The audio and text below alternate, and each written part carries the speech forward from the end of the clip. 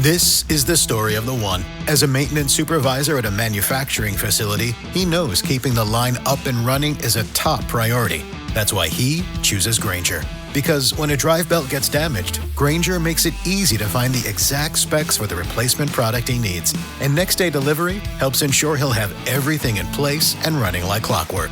Call 1-800-GRAINGER, click Grainger.com, or just stop by. Grainger, for the ones who get it done. This is the story of the one. As head of maintenance at a concert hall, he knows the show must always go on. That's why he works behind the scenes, ensuring every light is working, the HVAC is humming, and his facility shines. With Grainger's supplies and solutions for every challenge he faces, plus 24/7 customer support, his venue never misses a beat. Call quickgrainger.com or just stop by. Grainger, for the ones who get it done.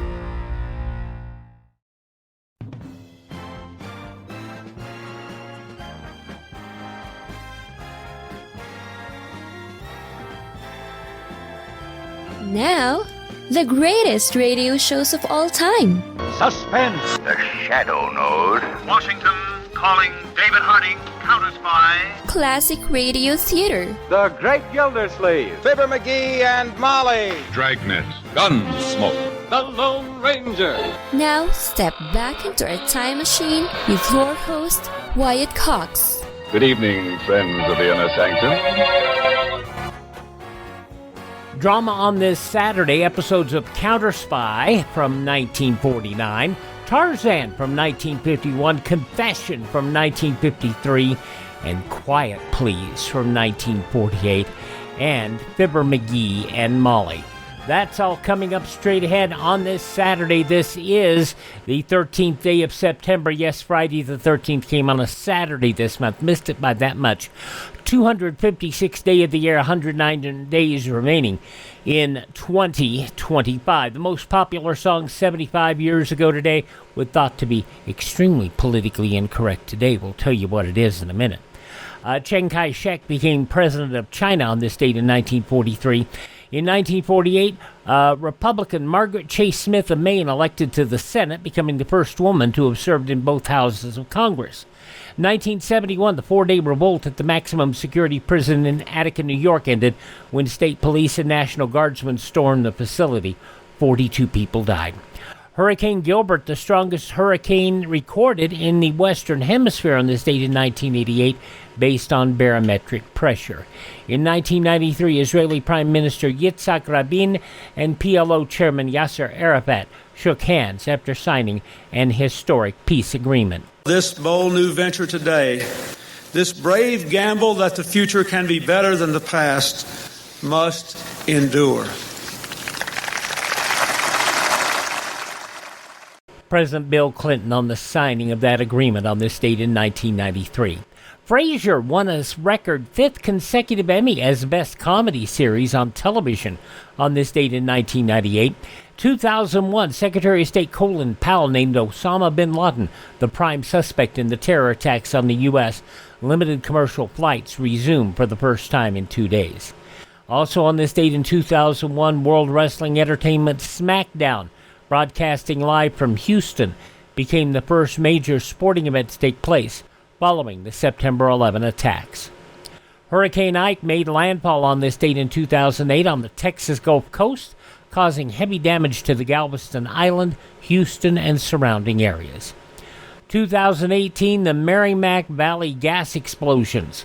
1 person killed, 25 injured, 40 homes destroyed when excessive natural gas pressures caused fires and explosions.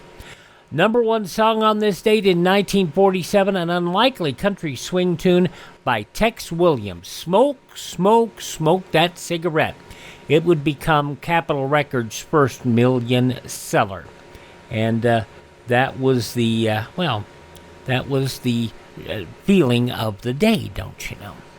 Among those passing away on this date in history, the impeachment investigator for Bill Clinton, Kenneth Starr. In large part because he's the person who led the impeachment proceedings against Bill Clinton based upon Clinton lying about his affair with Monica Lewinsky. But there was a lot more to Ken Starr than just that impeachment proceeding.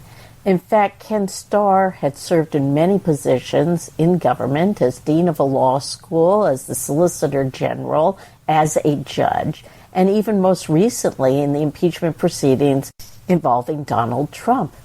Loyola Law School professor Lori Levinson with a little bit of information on Ken Starr.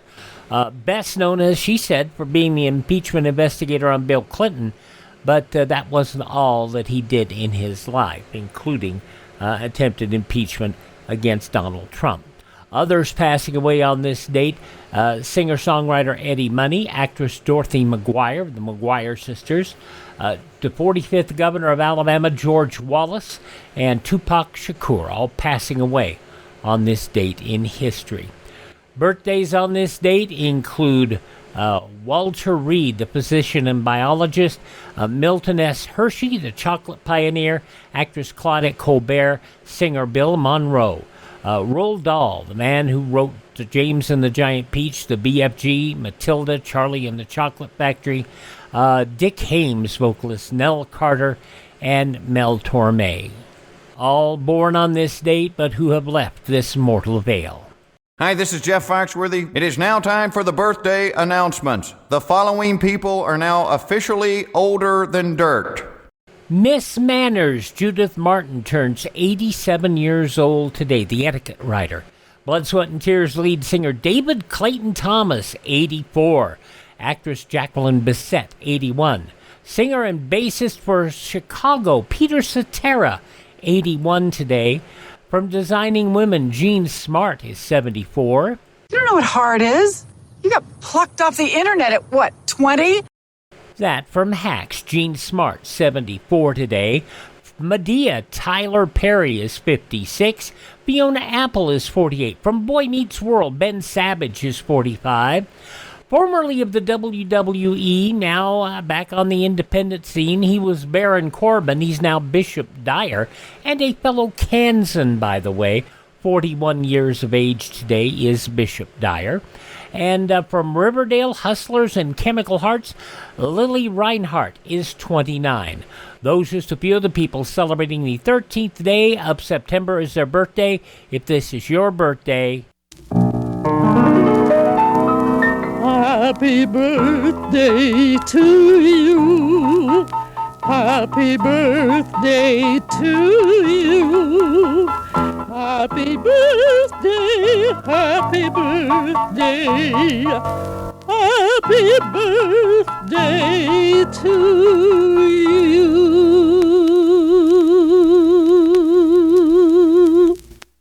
And on this Saturday Classic Radio Theater with Wyatt Cox, we'll get back to drama in just a moment. Don Maclaughlan, Mandel, Kramer, Counterspy from 76 years ago. Weight loss solutions are not one size fits all. Hers makes it simpler to get started and stick with a weight loss plan, backed by expert-guided online care that puts your weight loss goals first. These include oral medication kits or compounded GLP-1 injections. Through Hers, pricing for oral medication kits start at just $69 a month for a 10-month plan when paid in full upfront. No hidden fees, no membership fees. You shouldn't have to go out of your way to feel like yourself. Hers brings expert care straight to you with 100% online access to personalized treatment plans that put your goals first. Reach your weight loss goals with help through Hers. Get started at forhers.com/4u to access affordable, doctor-trusted weight loss plans. That's forhers.com/4u, forhers.com/4u. Paid for by Hims and Hers Health. Weight loss by Hers is not available everywhere. Compounded products are not FDA approved or verified for safety, effectiveness, or quality. Prescription required. Restrictions at forhers.com. Apply. Lowe's knows how to get you ready for holiday hosting with up to 35% off select home decor. And get up to 35% off select major appliances. Plus, members get free delivery, haul away, basic installation, parts, and a 2-year Lowe's protection plan when you spend $2,500 or more on select LG major appliances. Valid through 10/1. Member offer excludes Massachusetts, Maryland, Wisconsin, New Jersey, and Florida. Installed by independent contractors. Exclusions apply. See Lowe's.com for more details. We all know those GLP-1 injections work wonders, but that price tag almost gave me a heart attack when my insurance denied coverage. I was staring at a choice between paying my mortgage or paying for weight loss. Talk about a rock in a hard place. Then I found Elevate Health Compounded Semaglutide at just $58 with payment plans that don't require a second mortgage. Same medication, same results, but a price that real folks can actually afford. Visit joinelevate.com today. That's JOINELEVATE.com. Your wallet will be as happy as your waistline. This medication is not FDA approved. There's a price tag on almost everything. Whether you drive a shiny new 1952 model or a pre-war jalopy, you had to pay the price. And when you're driving that car, remember that speed also has its price. The price tag on speed violations last year was 15,000 killed and 500,000 injured. This year, thousands of lives can be saved if you and millions of other motorists come to the sober realization that speed is the biggest killer on the highways and resolve to slow down before you or someone else pays the price that must be paid for it. You can do your part by keeping within speed limits. At all times, drive as though your life depends on it. It does. Now we roll on Classic Radio Theater with Wyatt Cox with an episode of Counterspy, the Phillips H. Lord's program, starring Don Maclaughlan and Mandel Kramer, 76 years ago. September 13th, 1949, the case of the Flatbush Fagin.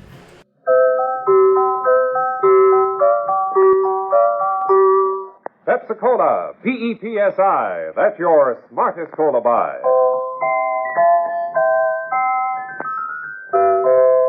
Pepsi-Cola presents Counterspy.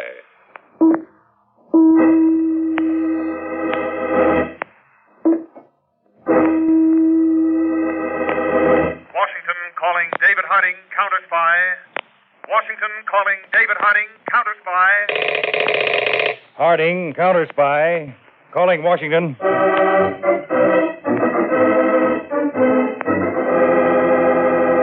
United States Counterspy. Especially appointed to investigate and combat the enemies of our country, both at home and abroad. Tonight, the case of the Flatbush Fagin.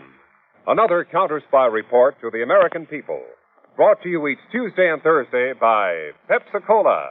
Pepsi-Cola hits the spot. 2 full glasses, that's a lot. That's right, you heard what they said. 2 full glasses of sparkling Pepsi from one big 12-ounce bottle. You're getting an extra glassful. And what a delicious glassful. The most refreshing, delightful cola that ever tickled your taste. You can't top Pepsi's tangy flavor. And that big, big bottle saves you money. Goes twice as far. Pepsi's America's big, big favorite. And America's biggest cola value. So why take less when Pepsi is best?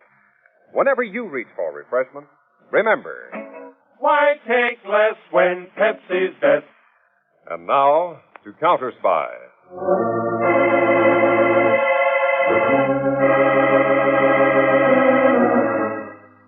Unfortunately, it is happening almost every day and night. In Detroit, the darkened windows of a store, the stealthy figures of 2 boys approaching, then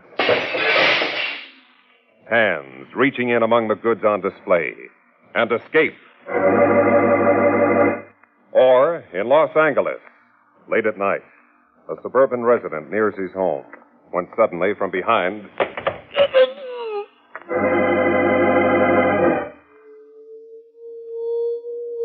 Young lawbreakers seem to be everywhere. In St. Louis, Boston, Philadelphia, and in Brooklyn, where juvenile gangs are organized on the highest level.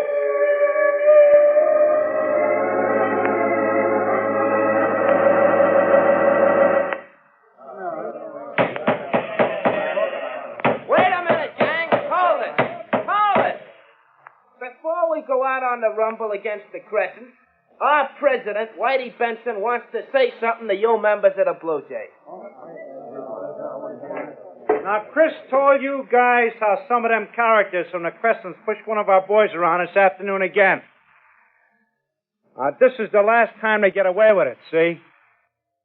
Tonight, we're putting them Crescents out of business. Like I told you when I organized the Blue Jays, you leave everything to Whitey Benson.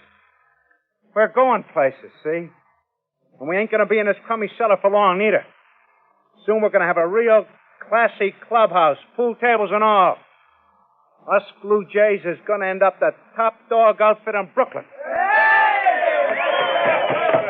Pipe down. I ain't through yet. Steve? Yeah, Whitey? You and Chris take your boys and brief them for the Rumble like I laid it out. Gotcha, Whitey. Okay. Now, all you guys will get your instructions from my two ace men. We move in on a Crescent's clubhouse at 10:30 tonight.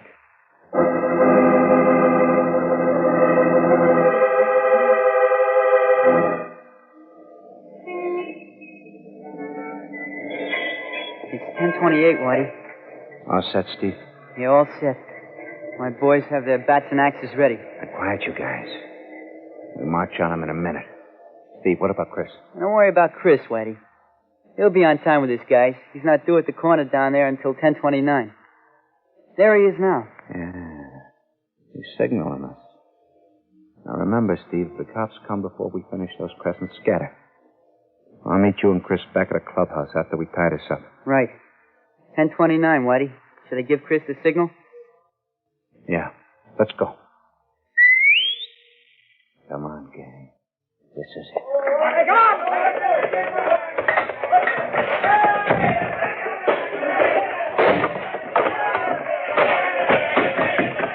All right, give it on, guys! Show them who our Blue Jays is! Give it on good!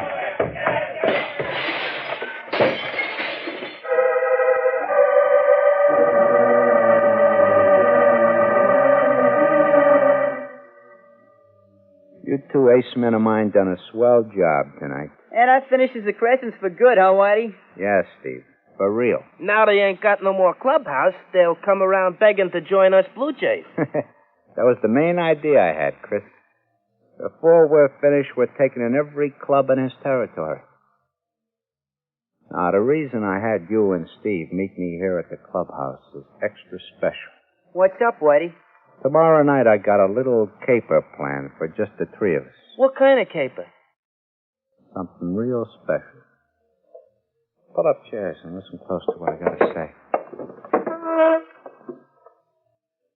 Tomorrow night, I'm breaking you two into the big time.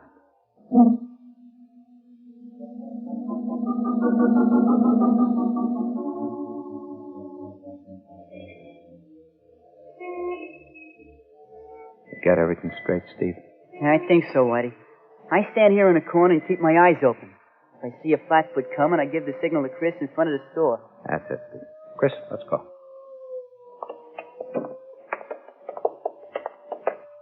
Whitey. Listen, Whitey. What are you shaking in your pants about, Chris? I never did nothing like this before. Weren't you scared the first time? I was never scared. Not my whole life. I just hope there won't be no trouble. Didn't I tell you the old dame who runs the store, she's got one foot in the grave already? She'll take a squint of my zip gun and do just like I tell her. Oh, you won't have to use the gun, will you, Whitey? Look, Chris, stop acting like you was just out of kindergarten. Here's the store. Don't forget. Keep a watch for Steve's signal. I'll be out in less than 5 minutes.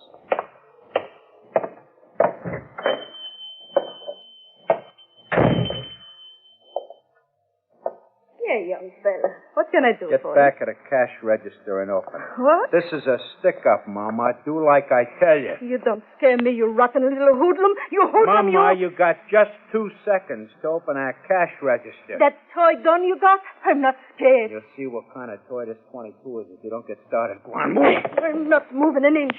I know kids like you. Sneaky cowards, dirty little hoodlums, bluffers. Hoodlum. Bluffer, huh? Bluffer, huh? Sure you. Whitey, what happened? Whitey, you shot her. Sure. You got her alive. She's waking up. Whitey, I thought you killed her. Get out of my way, Chris. What are you going to do? Why are you loading your gun again? Let go. The old dame's got too good a tag on me. You know I'm on probation. They'll send me up for 20. Now look out. Whitey, don't do it, please. Come on. Let's get out of here.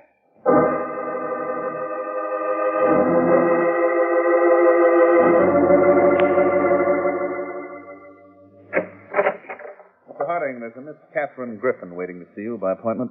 Oh, yes. Come in, Miss Griffin. Well, Miss Griffin, nice to see you again. Here, let me move this chair closer. Thank you. Mr. Harding, you recall our talk last year during the National Police Conference in Washington. Oh, of course, Miss Griffin. Are you still attached to the juvenile court in Brooklyn? In charge of the probation section now. Oh, and having a rough time. Very rough. I learned you were here in the New York Counterspy field office, and I realize, Mr. Harding, you're a busy man, but I hoped you could spare me a little time. Well, certainly, Miss Griffin. Of course, Mr. Harding, juvenile delinquency in Brooklyn doesn't come under Counterspy jurisdiction. Well, Miss Griffin, juvenile delinquency has ceased to be a local problem. Besides, we're always ready to lend a hand wherever we can, and from all reports, you people in Brooklyn have a big problem. Mr. Harding, we estimate there are at least 70 juvenile gangs with a membership of over 6,000. Not a pretty picture, is it? It gets uglier every day, Mr. Peters. Their numbers are increasing and their crimes get worse. They've gone from gang wars to thievery to murder. Why, just 2 days ago, a store owner in the Red Hook section was shot by .22 caliber bullets. His gun was later found in a vacant lot, a homemade weapon. A zip gun, they call it. Yes, I think we have one of those right here. Sent to us for inspection. See, made out of a block of wood, antenna wire, a door lock, and spring. And a lethal weapon it is. In the last month, we've arrested 5 boys carrying guns like that. Each boy was under 17. One was only 13. Our main problem is the unhealthy fear these boys have for officers of the law. Miss Griffin, that unhealthy fear you mentioned interests me. When a boy joins a gang, he's taught to hate and fear policemen. They immediately become his mortal enemies. And naturally, the kings of the underworld become his heroes. I call it negative hero worship. It's one of the big obstacles in our path. The moment these boys see a police uniform, they run. Well, Peters, Miss Griffin has just given me an idea. Let's take advantage of this negative hero worship and prove to these youngsters there's a difference between a hero and a heel.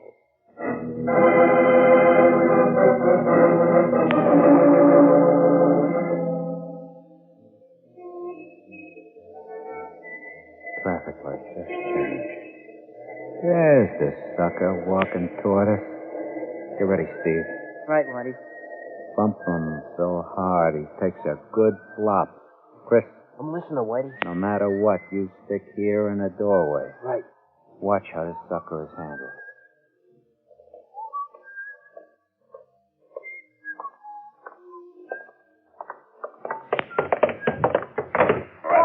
Oh, gee, mister, I'm sorry. I didn't see you. Look, we were gone. You won't have to be sorry. Steve, I told you to watch out, didn't I? Oh, yeah, Whitey, but... Mister, don't mind this jerky pal of mine. He's always bumping into somebody. I told the man I was Shut up. sorry. Here, mister. Let me give you a hand. Thanks, kid. You ain't hurt, are you, mister? No. Gotta tell your little pal to keep his eyes in front of him. Someday he'll bump into the wrong guy.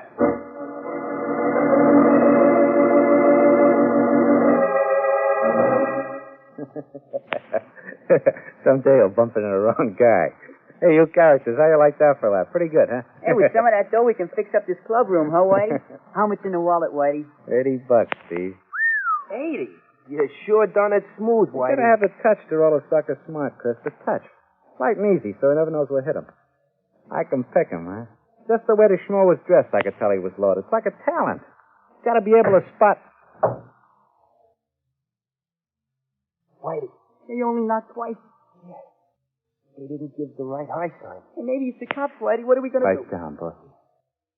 Come on, open up. Whitey, it is the cops. Told you to pipe down. I know you're in there. Open up or I'll bust the door down.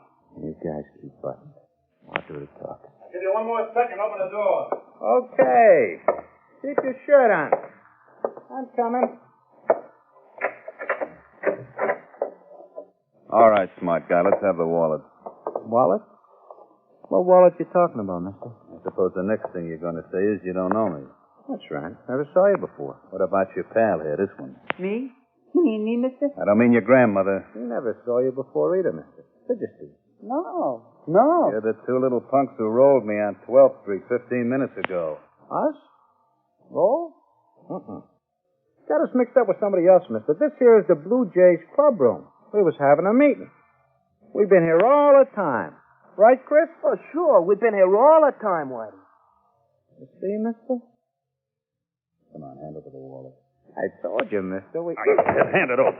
My arm! The wallet, honey boy, with the 80 bucks. Arm, you busted my arm. Stop, will you? When I get the wallet. Stop. Well, Okay, only let go, will you? Let go. it's more like it. Back pocket, right here. The wallet ain't there. Because I got it right here in my hand. What? You gotta have the touch to roll the sucker smart, Whitey. The touch.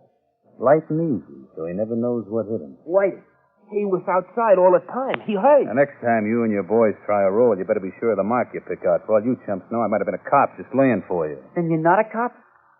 I look like one. No. Who are you? If you looked at the cards in my wallet, you'd know who I am. Dutch Malloy. Dutch Malloy? You hit Dutch Malloy from that Chicago mob? Is there another one? Dutch Malloy. Chris, how you like that? Of all the guys to pick, Dutch Malloy. Out of everybody walking the streets of Brooklyn, Whitey picks Dutch Malloy to roll. Of all the guys, Dutch Malloy. Cut it out, help me! I'll beat your head in! What's the matter, Whitey? No sense of humor? So I make one mistake. So what?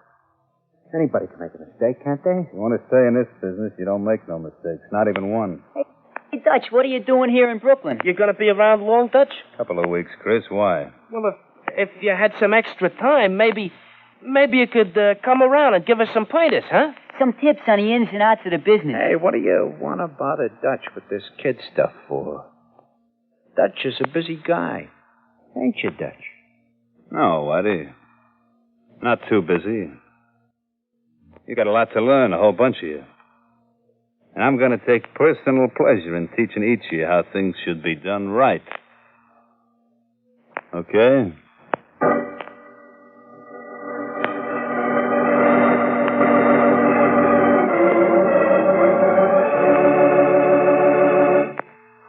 In just a moment, we'll return to Counterspy, brought to you by Pepsi-Cola. Pepsi-Cola hits the spot.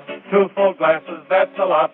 Lots more value, lots more zest. Why take less when Pepsi's best? More and more, among fellows and girls, among mothers and dads, you hear that sane and sensible question, why take less when Pepsi is best?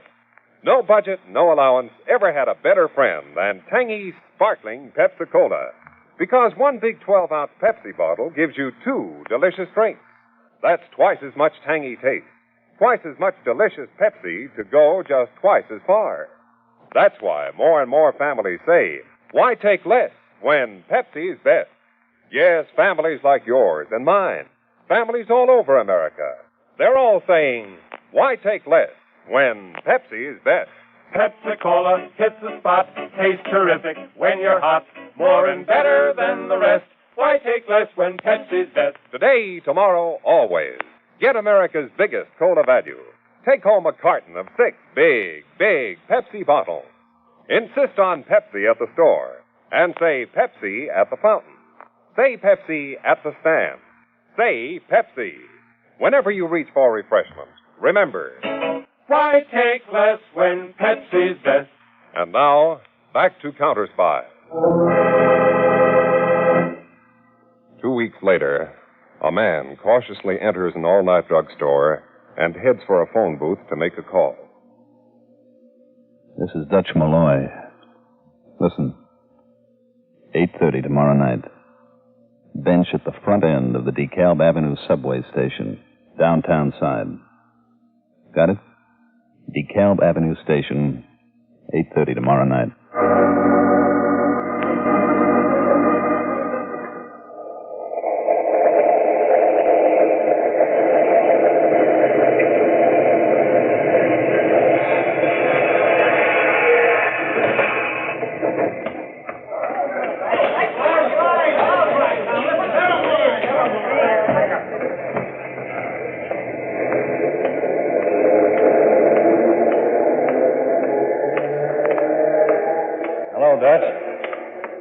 How's my undercover man? Mr. Harding, this is one assignment I'm not enjoying, not the least bit. What's wrong, Peter? Well, it's the way that whole gang, especially those two kids, Chris and Steve, look up to me. Dave, honestly, it makes me sick inside the way they think that Dutch Malloy is such a hotshot. Well, that's why you're there, Peter. I know, but they're not really bad kids. It's the leader of the Blue Jays who's all the way off the track. That Whitey Benson is the rotten apple in the barrel. Yes, our files show Whitey has a bad record. He sold all the other kids a bill of goods. Made them cop haters. He gets the others to follow him either through admiration or strong-arm tactics. Till I came into the picture, Whitey's word was law. But I know the punk is yellow. Well, then your work's cut out for you, Peter. Show Whitey up to the others for what he really is. That's not going to be such a cinch. Well, first you'll have to win the complete confidence of all the other boys. If I can, in time. Whitey has planned a job for them to pull in another day or so. Oh? A bicycle shop on 10th Street. Whitey has it set for them to steal 3 of the bikes that the owner of the shop has displayed on the sidewalk outside. Oh. See the spot I'm in, Dave? I can't let those kids steal the bikes. No, of course you can, Peter. But maybe there's a way of out-masterminding Whitey Benson at bicycle stealing.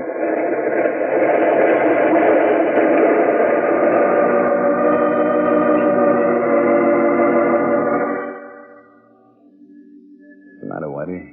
Nothing, Dutch. Maybe you don't like the way I'm handling this operation, huh? No, only me and Chris and Steve could do it without bothering you. Mm-hmm.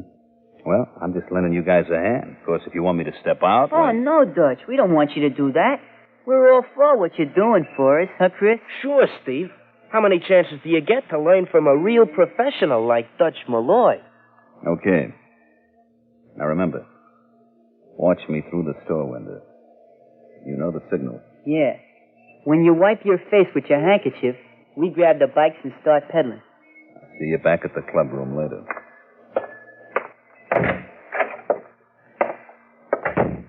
Well, mister, how can I help you? Good evening. Evening. I'm, interested in some bikes. Oh, yes, sir. Any particular type? I got all types here. Well, I saw those 3 that you have on the sidewalk outside the store. Hot tonight, huh? Yeah, mighty muggy. Yeah, I guess we'll have some rain.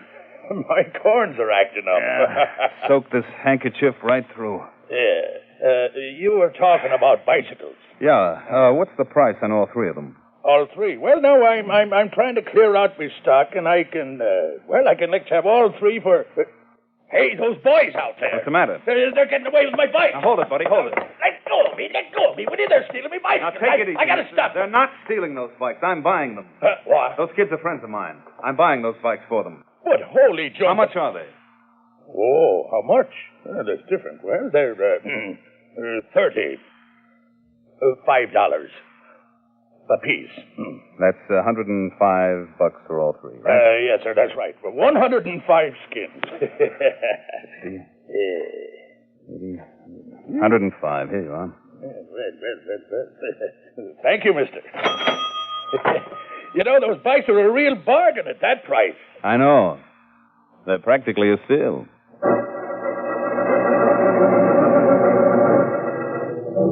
Good work, Peters. You must have convinced Chris and Steve all right. $105 is a high price for being convincing, Dave. Put it on your expense account. Under what? Petty theft? By the way, how is Whitey Benson taking it? Like a slow burn, Dave. If you ask me, I don't think Whitey's going to be satisfied with sitting on the sidelines much longer. Your job then, Peters, is to expose Whitey as a coward right in front of his ace man. Right, Dave. But I'll have to wait for just the right setup.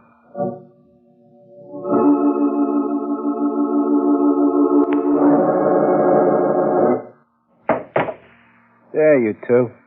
Take a look at that. A rod? A real one? Yeah, 38. Where'd you get it, Whitey? From a friend. Picked it up in Germany. I bought it from him. What do you want a gun for, Whitey? For our next job. But, Whitey, Dutch says only a sucker carries a gun. Remember? Dutch says if you're caught with a gun... Dutch says. I'm sick of that Dutch stuff. Oh, but Dutch knows, Whitey. He's been around. Well, I've been around, too. Plenty. And I was okay with you guys before he come in the picture, wasn't I? Now I'm going to show you guys how I can handle a heist as good as he can. Better. Anybody here say I can't? We're not saying you can't. Why Well, don't... button up and listen if you want to stay being my ace man. There's a warehouse across the street from Pier 13. They got a bunch of radios piled up in there, and it's a pushover to get in through a side door. We're pulling that job at 11 tonight. Got it? Oh, yeah, Whitey. Sure. Steve? All right, Whitey. Whatever you say. And get this through your heads, both of you. Dutch is out of the picture. If either of you let on to Dutch about this job tonight, so help me, I'll take this gun, I'll blow your heads off.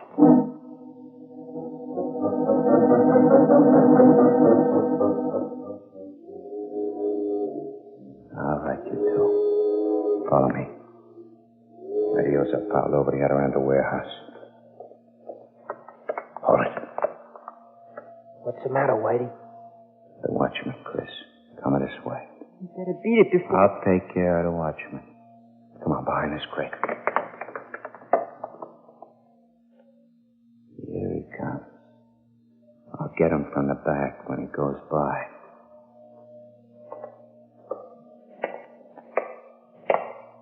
You reach, Spike. Now, fold your hands on top of your head. Keep them folded. Okay. Now, turn around. Hello, Whitey. Dutch. You can put your gun away. How'd you get here? Didn't I tell you only a sucker carries a gun? What are you doing here? Who told you? Oh, Steve, Chris, they told you, huh? You monkey told them, didn't you? Whitey, we thought we better. Dirty, stinking double-crossers. Don't take it out on them, Whitey. Tackle somebody your own size. Them to cross me up, the little yellow bellies. Some stunt to pull on a pal. What do you mean, pal? You're nobody's pal, Whitey. You're strictly out for yourself. You're just pulling this job tonight to prove you're a big shot, but you're just a cheap little four-flusher. Yeah? Yeah. You even told these kids you're only 18, but you're 21, 5 years older than any of them. You didn't have the guts to go up with the big boys, so you got yourself a bunch of kids to use to push around. Huh? Shut up. The truth dig too Shut deep, up, Whitey. I set her up. Fill your face with lead. Right here. You haven't got the guts to tackle me. I know you haven't. Yeah, well, ask Steve. Ask Chris. Ask him how I drilled that dame last month without even blinking an eyelash. Talk, Whitey. That's your idea of guts, killing an old lady who couldn't fight back. All right, drop the gun. I'll kill you. Drop it or you end up flat on your face. I'll kill you. I'll kill you. All right, we'll do it the hard way. I'll get his gun, Dutch.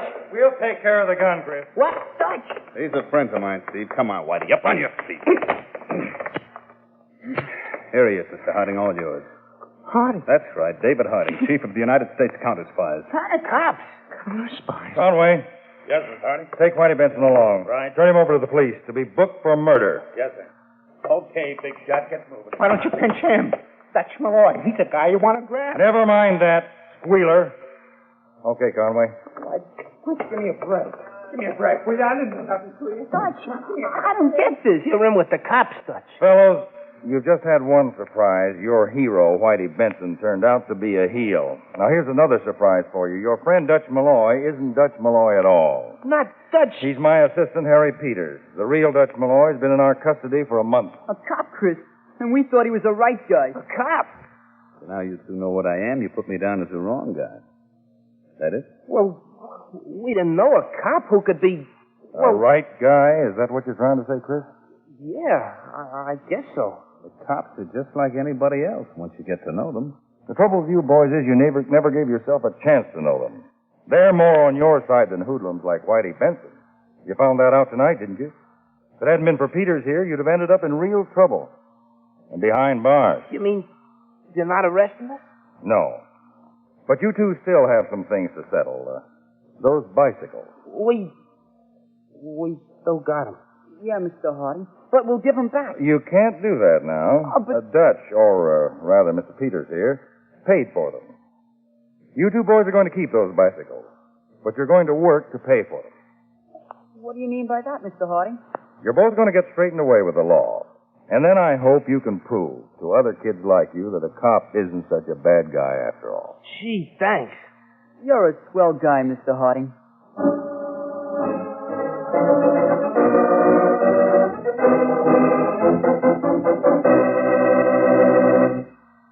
When your friends drop in, be generous, but be thrifty, too. Serve plenty of delicious Pepsi-Cola. Pepsi's big 12-ounce bottle gives you not just one sparkling glassful, but two. Get a carton of 6 and serve 12 delicious drinks. Yes, Pepsi is America's biggest cola value. You get twice the tangy taste, twice the refreshment, twice the Pepsi.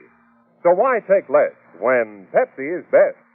Whenever you reach for refreshment, remember, Pepsi-Cola hits the spot. 2 full glasses, that's a lot. Lots more value, lots more zest. Why take less when Pepsi's best? Tune in every Tuesday and Thursday, same time, same station, to Counterspy. Listen on Thursday for the exciting Counterspy case of the Hot Car Killer. From a hideout high above New York, a master criminal brain moved human beings and stolen automobiles like pawns in a chess game of life and death. For the blazing facts in this case, I invite you to tune in on Thursday, day after tomorrow, for the case of the Hot Car Killer on Counterspy.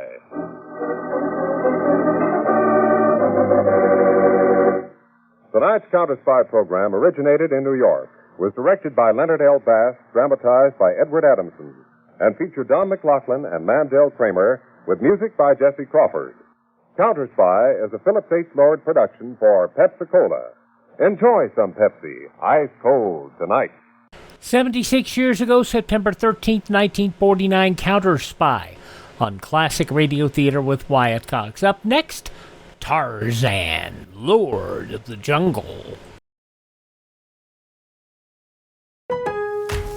Lowe's knows how to get you ready for holiday hosting with up to 35% off select home decor. And get up to 35% off select major appliances. Plus, members get free delivery, haul-away, basic installation, parts, and a 2-year Lowe's protection plan when you spend $2,500 or more on select LG major appliances.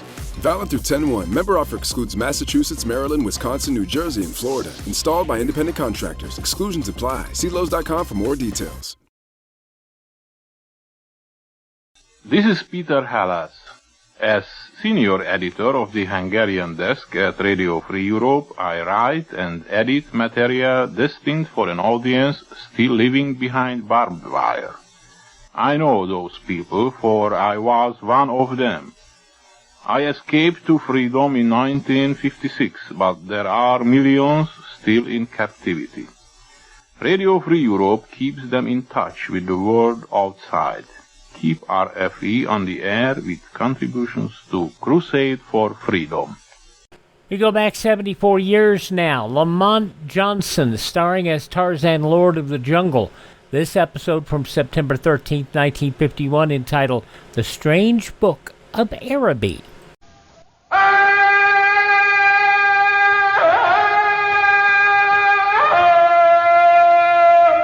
From the heart of the jungle comes a savage cry of victory. This is Tarzan, Lord of the Jungle.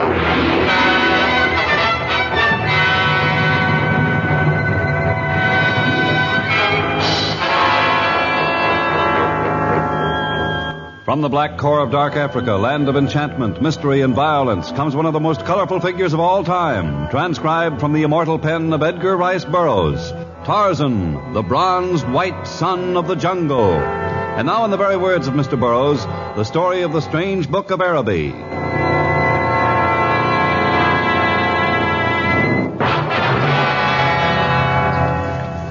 Hours had passed since Mara had made her escape, but she still glanced back over her shoulder in great fear as she plunged deeper and deeper into the jungle. The piece of broken chain jangled from her ankle as she staggered onward, and the leg iron bit savagely into the dark brown smoothness of her skin. Jagged rocks and cruel thorns ripped the sandals from her slender feet, and spiked branches raked her weary body. Mara was near exhaustion, and her breath came in great tearing gasps.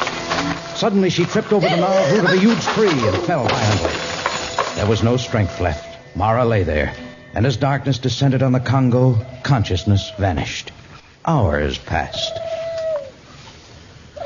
Well, what's this? You've been hurt. No. No, leave me alone. You need not be frightened. Mara, not go back war camp with you. Mara, die. For she go back, you kill me, but not let me go. I am your friend. I do not intend to kill you. Nor shall I force you to go anywhere against your will. What that? A large animal seeking food. It isn't safe to remain here on the ground where beasts could spring upon us without warning. What you do? I shall have to carry you. Be as gentle as possible, but... No, Mara, frightened. Where you take me? Into the upper level of jungle growth where few animals can follow.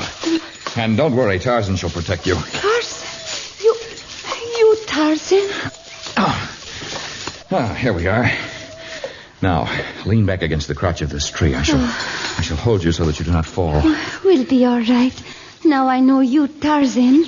Oh, long time Mara here, but Lord of Jungle from people, her tribe. What is your tribe? Mara belong Wamanusi. Wamanusi? Your village is located near the edge of the desert, is it not? Near where jungle and great desert meet. And slave raiders are active near there now? I noticed the leg iron. 3 days ago, people Wamanusi tribe find most of cattle missing. Men go into jungle to find. Women, children stay behind, care for kaffir, corn, and fields plantain. The Wamanusi have always worked hard to wrest a living from the soil. Soon as men of tribe out of sight, army of Arabs ride into field. An army? Wear uniform, carry flags, guns. They do not sound like slave traders. But go on. They rode into the fields. They ride into fields, take what they want. Corn plantains, yams, tobacco.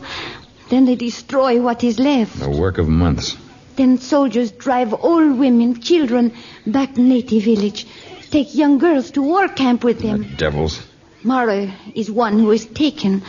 At war camp, she see what happened to cattle. Soldier eat much meat.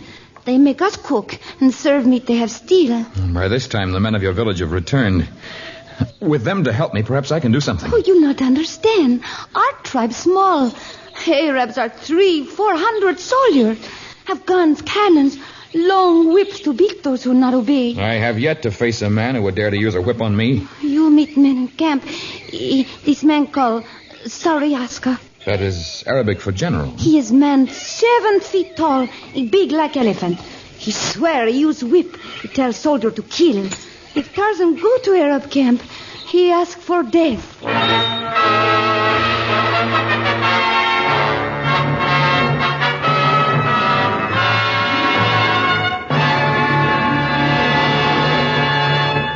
In just a moment, we will relate what happens when Tarzan, despite Mara's warning, enters the camp of the barbaric Arabs.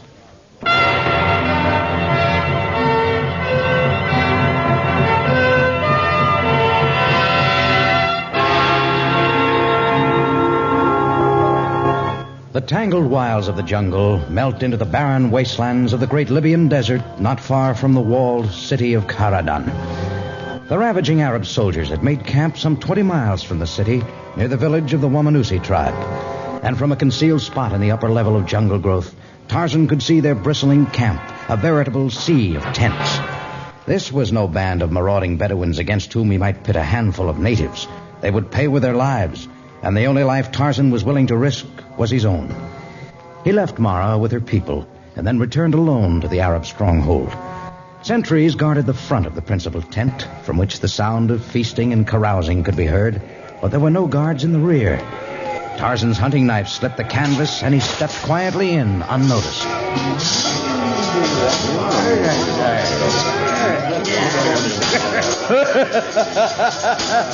Another jug of wine, Khanzir. That's a pig fetid emerald. Aye, more wine. More wine, depart. And let the dancing continue far into the night, slave girl.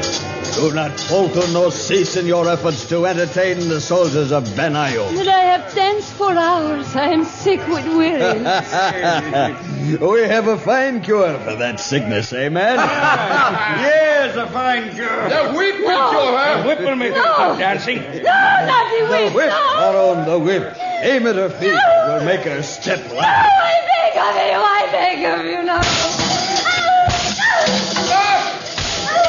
You will not lash the girl. Give me that whip, or I shall let my knife taste of your blood. Anyone who moves a step closer to me or attempts to take the whip from my hands will also feel the steel of my knife. Now then, do you know what should be done with whips? This!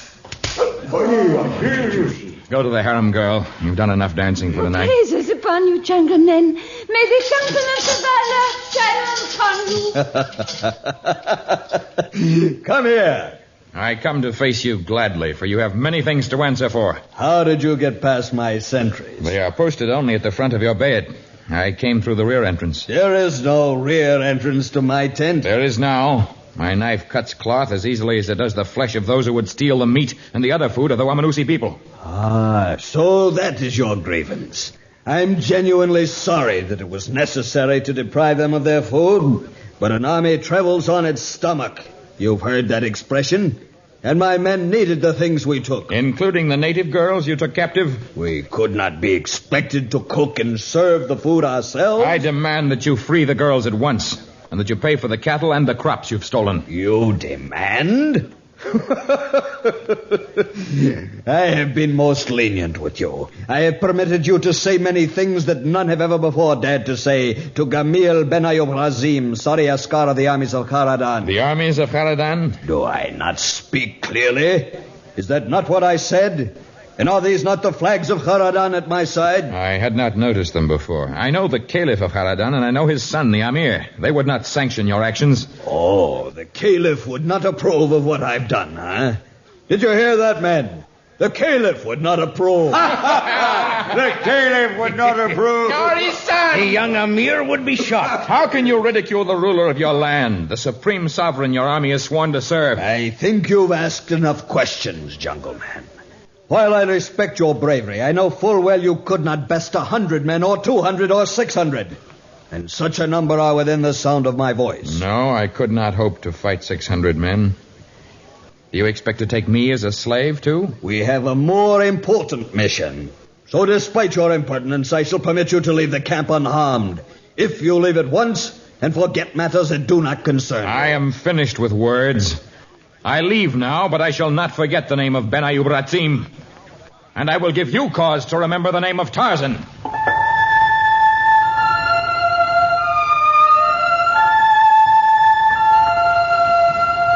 It had been some little time since Tarzan's path had crossed that of the Caliph of Kharadan, but he felt sure that the potentate would remember him with friendship and order his general to make restitution for what he had stolen from the natives. Tarzan pondered, as he neared Kharadan, on the best method of gaining admittance to the walled city, of getting past the fierce sentinels who guarded the ornate palace, of obtaining an audience with His Majesty. But for some unaccountable reason, these obstacles did not exist now. The gate of the city had been flung open and left unguarded. The streets were deserted. There were no guards protecting the palace. And the once proud monarch sat completely alone in a vast throne room that held not a single courtier. Come here, Tarzan. Approach the throne with no hesitancy. Thank you, Your Excellency. Seems extraordinarily strange to greet my callers without intermediary. Many things in your city seem strange, but I'm glad to see that you are still the same. I may seem the same, Tarzan, but I'm an old and broken man who lives only for his Ibn. Your son is well? So far, but I keep him locked in his room lest angry citizens make an attempt upon his life. An attempt upon the life of the prince? But your soldiers, your palace askari, your ministers, where are they? Gone. All of them gone. Either to hide like yellow cowards from those who would plot against me, or to actively join the man who has fomented this revolution. Ben Ayub Razim? Us. For a moment I had forgotten that you had only just now come from his camp. You know that I've been there? Yes.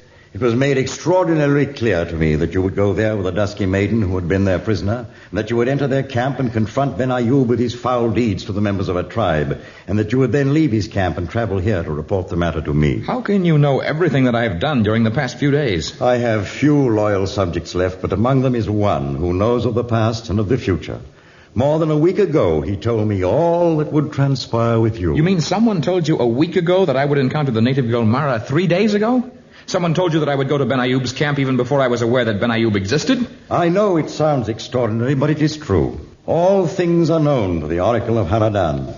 They are written in the Strange Book of Araby. Oh, you are much too clever and well-educated to be taken in by a charlatan, a faker. He predicted to the day the assassination of my Grand Wazir, and his prognostication that my palace guards, my viceroys, and my chancellors would desert me was accurate to the very hours. And in the period during which I still trusted Ben Ayub implicitly, the oracle stated flatly that it was he who would lead the revolution. And since he knows so much about the revolution and the activity of Ben Ayub, it seems likely that he is involved in the plot against you. The oracle would not join forces with one who would ruin our city, who would place the entire citizenry under the yoke of slavery. Tell me where I can find this oracle. And what good would that do him? I could get this Strange Book of Araby from him. We could see how much of the future it foretells, if any. To be extraordinarily frank with you, I thought of that. But it would do no good to steal the book, even if you could. Why? It is written in an ancient form of Arabic that I do not understand, and I am reasonably sure that no one else in the city save the oracle can translate the strange characters. There must be someone who understands them. I heard of an English antiquarian who can translate all of the ancient Arabic forms. In fact, I sent him a letter, but he did not come. Well, regardless of the oracle and the book, the thing to do is to organize those of your subjects who are still faithful. We must get an army together and fight Ben Ayoub and his men. I am not a man of violence, Tarzan, and I have no desire to turn brother against brother. But you can't just sit here and do nothing. It will be the same in the end. It is kismet, as we say. It is preordained. It is fate. The ultimate result of the revolution is already recorded in the book. Oh, the book. I've heard too much about the book. Where is this oracle of Kharadan? He lives humbly in a small corner of the old abandoned fortress that stands at the north end of the city. But I would not go there. It might mean grave trouble for you. If there is any truth in the belief that our destiny is already planned, nothing I can do will alter it. And if your oracle turns out to be a fake, perhaps I can write a new last chapter for his precious book. I do not know how to answer your challenge, Tarzan, except to tell you that the realm of metaphysics is a vast and intricate one, and the oracle is an alchemist and mystic of great renown.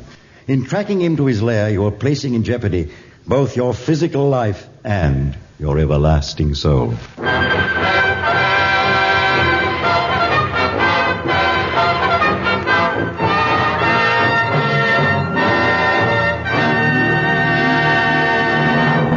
In just a moment, the exciting conclusion of our story.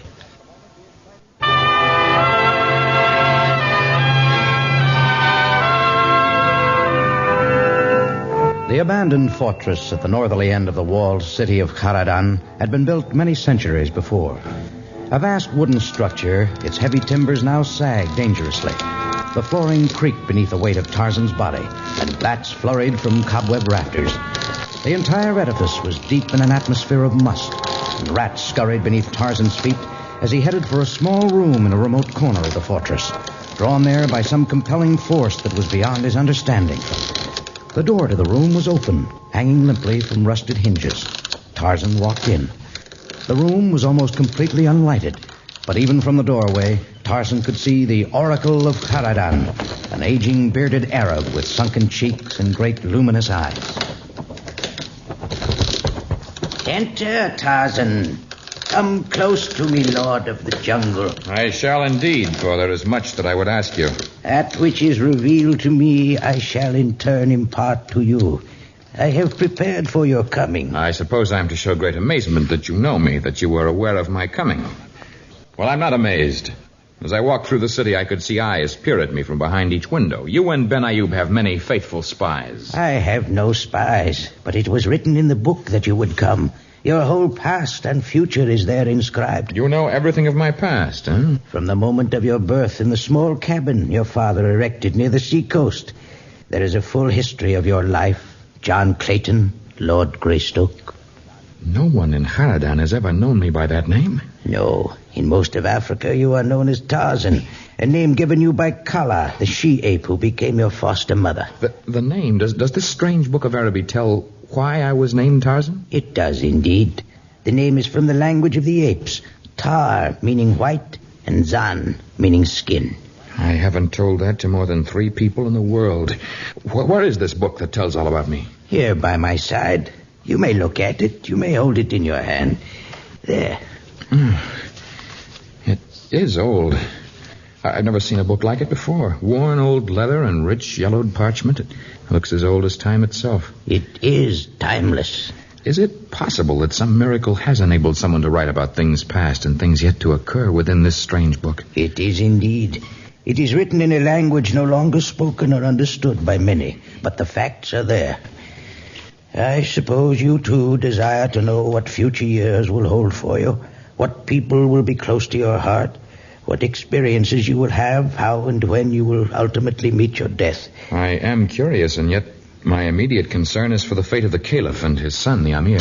Ah, the Amir. Even as you entered this crumbling fortress, I read of the Amir, the poor Amir. The poor Amir? Why do you say that? An apple is destroyed by a worm from within. It withers and falls to the ground. It lies there looking whole and firm, but on the inside, all is rot and decay. What do you mean? What are you getting at? The answer lies within the palace of the Caliph, upon the silken pallet in the bedchamber of the Caliph's firstborn.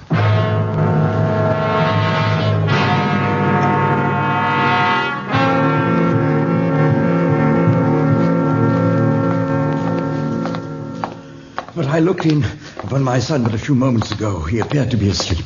Perhaps he is, and this mad dash down the corridors of the palace is but a waste of energy, but the words of the oracle... What did he say? Well, the words were strange. They could have meant a great deal, or they could have been meaningless. This is the entrance to the bedchamber of the Amir.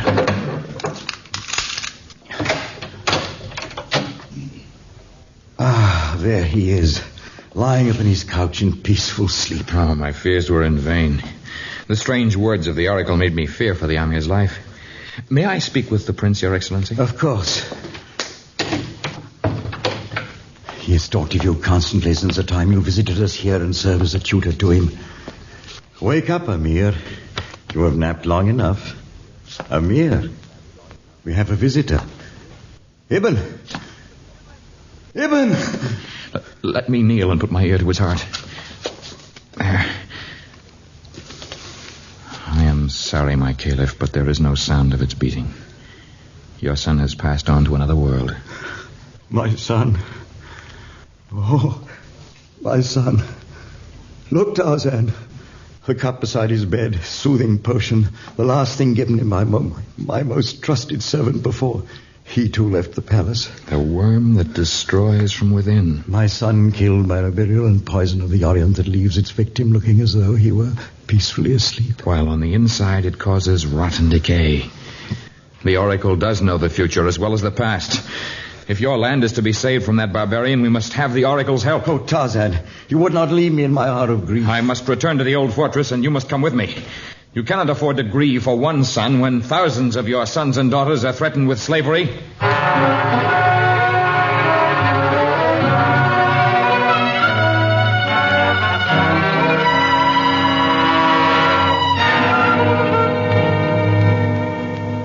Tarzan, Your Excellency, I regret that it is not within my power to reveal all that is within the Strange Book of Araby. We do not want you to tell those things we should not know, but at least you can tell us exactly when and where we can expect Ben Ayoub's attack. Please tell us that much. Where and when will he strike? According to the written word, Gamir Ben Ayoub Ratsim will lead his roistering band into Haradan on the 3rd day of Ab. The 3rd of August. But that's tomorrow. He will pass through the gate to the city that lies nearest the heart of Allah. The eastern gate is nearest to Mecca. We must rouse every loyal man in the city, and our forces must be massed there. Yes, I fear a conflict is inevitable. And to know the hour would be of great advantage to you? It would be of extraordinary help.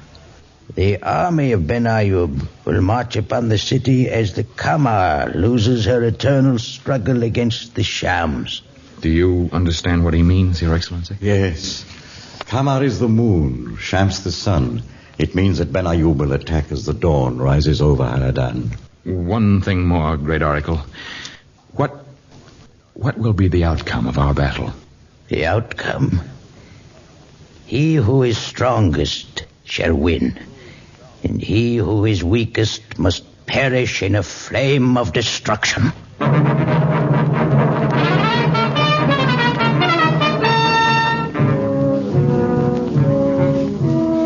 He who is strongest will win. When dawn broke over the city of Haradan, thousands filled the narrow streets near the eastern gate of the city. They were not trained soldiers, but merchants and workmen, artisans and housewives. Their leader was Tarzan, their inspiration the Caliph, their weapons antiquated sabers, flintlocks, and muskets, and their standard the lifeless body of the young Amir. When Ben Ayoub's forces entered the city, the people fought with inspired fury. Many of them died, but by the time dusk had descended upon the walled city, the traitor's army had been forced to take refuge in the old abandoned fortress near the north wall. We've beaten them, Tarzan. They cringe like cowards within the ancient Ordi. When cowards have guns and cannons, they're still dangerous. But look how extraordinarily my people fight on. Within the hour, they will gain the fortress and drive out Ben Ayoub's men. And hundreds will die in the attempt. Anyone who draws close to the walls of the fortress makes a target of himself. Behold, one of my subjects is close to the fort. What's he doing? He's all alone. He's already reached its entrance. He's lighted a torch. No, you must not set fire to the fortress. And he who is weakest must perish in a flame of destruction. He's done it. Look, Caliph. The entire fortress is going up in flames. Like a box of dry tinder. The oracle. And the Strange Book of Araby. Tarzan, where are you going? Into the fortress to save a man and a book.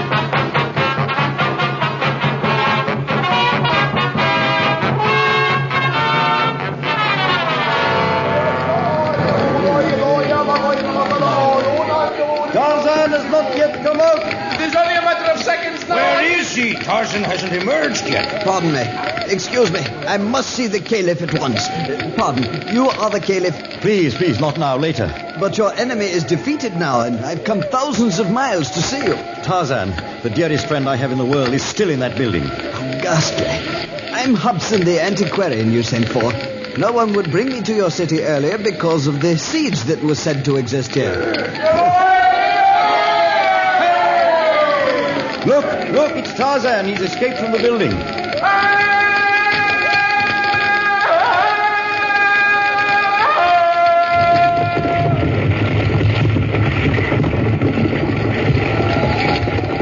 Entire building has collapsed. A miracle has saved Tarzan. I must go to him. I'll come along. Ben Ayoub and all his men were killed, Your Excellency. The oracle was gone. But somehow I feel that he was not destroyed by that fire. You are the important one. My followers, ointments, salves, healing medicines for the jungle lord. Oh, no, I'm not badly burned. Some strange force seemed to keep the flames from consuming my flesh. But I was too late to save the Strange Book of Araby. Except for this tiny fragment. Let me see it. This is the English antiquarian I wrote. Here it is. Thank you. What does it say? From the quality of the parchment and the nature of the characters, I would say that it predates the earliest known manuscript. What does it say? Perhaps in those few words, the entire future of the world may... Actually, it says very little. The words inscribed on the small piece of parchment, what are they? Please translate it for us. Of course. And Haradan shall emerge from its trial by fire with new vigor. For those who would gnaw at its vitals from within shall perish in the flames. And so also shall this book perish, save for a small fragment. And buried in the ashes of the Strange Book of Araby shall be the secrets of the future.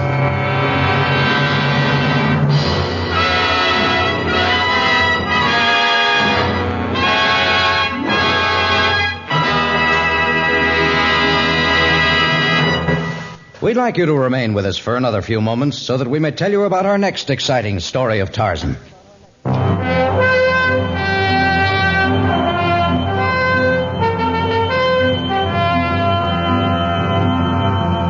A slender young girl arrives in Africa on a holy mission, but the savagery and paganism and violence of the Dark Continent destroy her faith. A church built in a deceptively peaceful fern forest is the scene of a barbaric massacre, and a fugitive from justice matches wits and strength with a bronze jungle god. These are the elements contained in Cathedral of the Congo, next story of Tarzan. Tarzan, a transcribed creation of the famous Edgar Rice Burroughs, is produced by Walter White, Jr., prepared for radio by Bud Lesser, with original music by Albert Glasser. This is a Commodore production.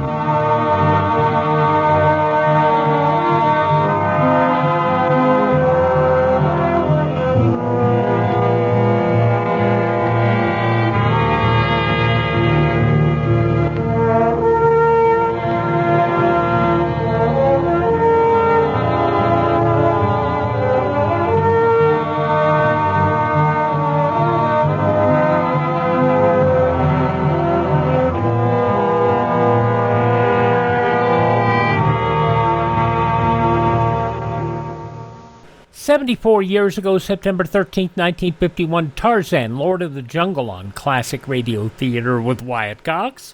On our Sunday podcast, it'll get funny with Jack Benny, George and Gracie, the Great Gildersleeve, and the CBS Radio Workshop production of A Fantasy, A Pride of Carrots, or Venus Well Served. A mixed bag on Monday, as well as a couple of shows from 1957, The Stan Freberg Show and yours truly, Johnny Dollar, starring Bob Bailey, a 1947 episode of The Arthur Godfrey Show, and X-1, The Castaways, a nuclear drama from 1955. On Tuesday, comedy and variety with The Baby Snooks Show, Eddie Cantor, but no Snooks, she's missing, from 1945. My Favorite Husband, starring Lucille Ball. The Aldrich Family, with Rotating Parties from 1948. And The Rudy Valley Dream Show with Ed Gardner. You know, Archie the Manager from Duffy's Tavern. I'll have that. On Wednesday, drama with Mr. President, from 1950, Dragnet from 1949, their first season, Boston Blackie starring Dick Calmer from 1946, and Calling All Cars from 1936. On Thursday, Mystery in the Air, Peter Lorre, The Story of the Black Cat, Let George Do It, to cover for an hour, an episode of Night Watch and Romance, both from 1954. And then on Friday, Sam Spade, Howard Duff stars in 4 shows from September 19, 1948. Also Nick Carter, a Master Detective starring Lon Clark. Herbert Marshall is the man who called X. And Ben Wright is the man who could work miracles from Escape. Westerns next Saturday with Jimmy Stewart as the six-shooter, Gene Autry in Melody Ranch, Have Gun Will Travel from 1959, and Gunsmoke from 1954. That's all coming up the week ahead here on Classic Radio Theater with Wyatt Cox. Visit us anytime at classicradio.stream. Now, a confession.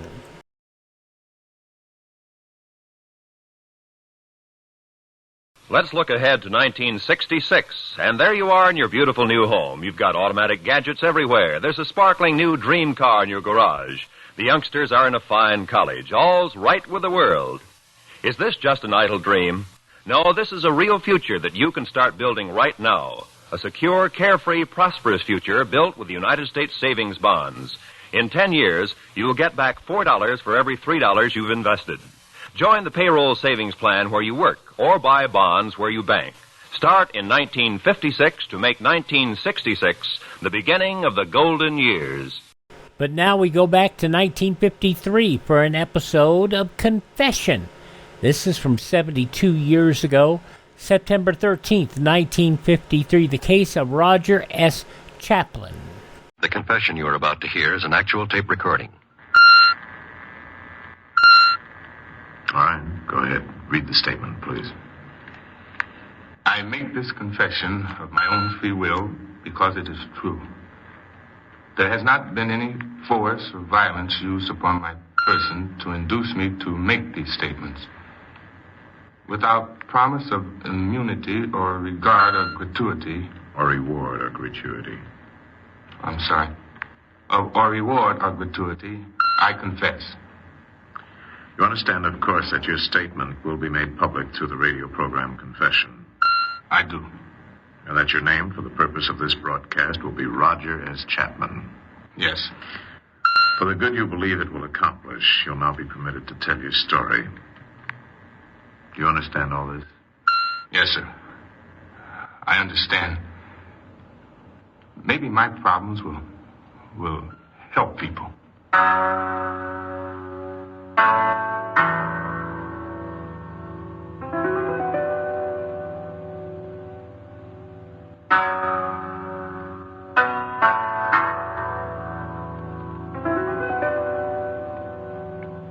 You are listening to Confession.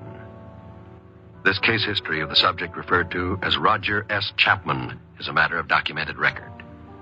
You will hear the story of his crime experience as told in his own words.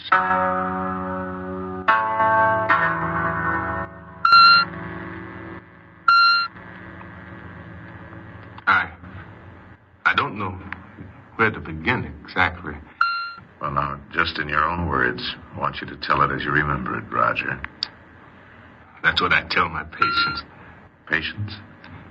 I am a hypnoanalyst. You know, using hypnosis for psychiatry. Oh. It's a legitimate field. I took courses. I had a good practice, so Go on. I was helping people who needed help. They liked me, respected me. I was somebody important. Even my father admitted that. I was somebody. Even your father? Yes. He wanted us, the whole family, to be proud of him. He insisted on it. He'd quote the Bible and make dramatic speeches about how we overcome his problems and all that sort of stuff. What kind of work did your father do? He sold real estate and managed a building on San Pedro Street, right here in Los Angeles. Mm-hmm. He didn't make a lot of money, but he was proud of his job. He thought it was something special, managing an office building. Maybe it was. Many of our people become porters and janitors and, well, you know. Right, go on, Roger. I used to tell him I wanted to do something special, too. I wanted to be somebody. Of course. But he'd just laugh, and he'd call me an oddball and tell me I'd better stay in my place and keep out of trouble. I guess that's why I got into trouble. Oh? How do you mean? No, I was about 16 then. Maybe a little over. There was a kid in our block. Lester McKay. He thought I was an oddball, too. A bookworm. That's what he'd call me. Well, I had to show him I wasn't. You know how kids are. How did you do this? We broke into the store on Los Angeles Street. We got caught. The judge was pretty nice. He saw we were kids, and he suspended the sentence and put us on probation. I see. Well, after that, I thought my father would give me a break, too, seeing that the judge did. I thought he might understand how a kid feels when he's in a jam. You, Paul. You, my son. What have I done to deserve you? What have I done? Oh, I'm sorry. Shut up. Listen, Paul. Shut up, I said. A credit to your family you are. My son. My son. Paul, please, I'm sorry. Keep your mouth shut. You ain't got a right to speak around here anymore. I try to raise you up to be fit to live with. I try to give you something to live up to. And is this what I get for it? Is it? I guess I was dead wrong. A little crazy, maybe. Crazy is right. It's in the Bible all about you. Unstable as water. Thou shalt not excel. Paul. How am I going to face up to my clients tomorrow? How am I going to hold my head up and conduct my business with the whole world pointing a finger? Old Chapman's son is a crook, they'll be saying. Old Chapman's son is fallen among the thieves. Honest, Paul, it won't happen again. Man is born unto trouble. The book says so.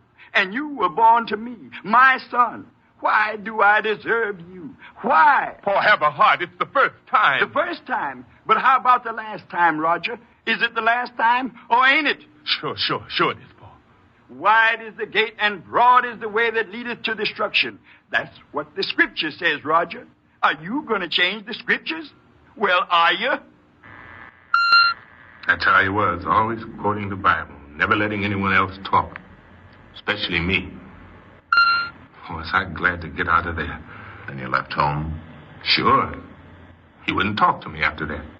He wouldn't let anybody else talk to me either. I got out as soon as I could. And where did you go? Bummed around mostly. Took odd jobs. Washed dishes in a hash joint on Main Street. Ran an elevator in a building on Alameda Avenue. Worked on a delivery truck for the Times for a while, too. I quit that job because I wanted something better. I didn't find it, though. I didn't find anything. Around the holidays, Christmas time, I was still out of work. Broke. And you can get awful lonesome around Christmas. I wished I was dead. Tell me, all this time you'd been completely out of touch with your family? Sure. They didn't want me. I didn't belong there. I didn't belong anywhere. And everybody was busy shopping and rushing home. I had to do something. Like what? Well, I knew Les McKay was working pretty steady. He was a pin boy at the Paradise Bowling Alley. So I went over and asked him to lend me some money. You kidding, Roger? How you figuring on paying it back? Look, Les, it's Christmas. After Christmas, I'll get a job. Nobody hires anybody during the holidays. How do I know I'll see you after Christmas? You got my word. Ain't enough. I got to get back. Wait a minute. Yeah? You got to lend me some money, Les. Look who's telling me what I got to do. I said I need money. I need it bad. Let go of me. It's your fault I'm in this spot. You got me into that store-breaking rap. Let go of me, will you? I didn't make you do nothing. I'm making you do something. I'm making you give me some money. Hey, Roger, cut it out. Put that down. Put it down, Roger. I'll give you... Ow! I guess I lost my head all right. There was a bowling pin there in the locker room where we were talking. slugged him with it and took his wallet. What about your friend Les? Was he hurt badly? Not too bad, I guess. There was about $20 in the wallet. That was more money than I'd seen in weeks. First thing I did, I bought myself a big dinner, a Christmas dinner. Mm-hmm. I was still eating when the cops picked me up. Robbery, assault with a deadly weapon. Violated my probation. How long did you get? They sent me up for 5 years, minimum. Where'd they send you? San Quentin. It wasn't too bad. At least I finished my high school education up there. Got interested in psychiatry, too. Even took some special courses. I was paroled in 4 years. You had a job? Yeah, I had a job, all right. They fixed me up with a good job. Janitor in a cheap apartment house on Olive Street. Parole officer even came around to see how I was doing. Hi, Roger. Oh. Hi, Mr. Swanson. How are you getting along? Okay, I guess. You didn't check in yesterday. I thought I'd stop around and see how you were. Oh, I'm doing great. I'm the best janitor on Olive Street. I love my work. Nothing I'd rather do than empty garbage cans and scrub floors. Now, take it easy, son. Sure. Take it easy. Look, Mr. Swanson, why do we always have to be janitors? Janitors and porters. I learned a lot in prison. I took a lot of courses. Why can't I study medicine or be a psychiatrist? You know why, Roger. You know as well as I do. But I could be good at it. I could Those fields are closed to men with prison records. Aren't there any exceptions? Oh, surely. But you have to show us you can handle yourself before you start giving advice to others. How? Emptying garbage cans? Well, if necessary, yes. It takes some time to prepare for a professional career. And you have to eat. Even exceptions have to eat. Yeah. You're right, I guess. But a janitor... You know, you can make this job count, Roger. You can save some money. Start going to night school. Learn all you can. You may not be able to practice as a psychiatrist, but there are plenty of jobs in psychology you can do. Just give yourself a chance. You stayed on the janitor job, Yes. I hated it, but I kept it.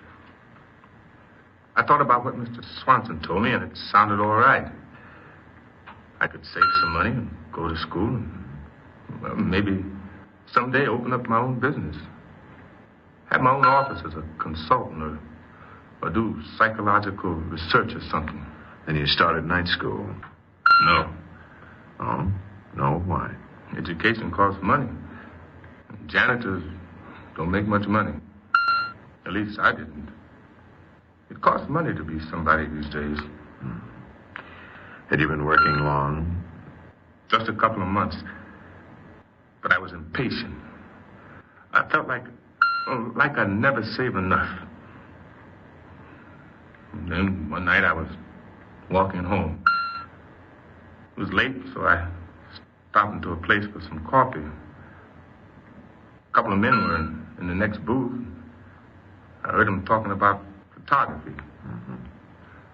One of them said he hoped the cameras would be okay out in the car.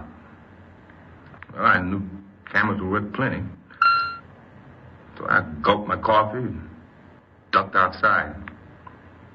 There the car was, right at the curb. I could see the cameras in them. Inside the car, they were little, the little cameras, the imported kind. I knew imported cameras were worth a lot of money, and I needed a lot of money, so I don't know why I did it. Did what? The car wasn't locked. I opened the door and...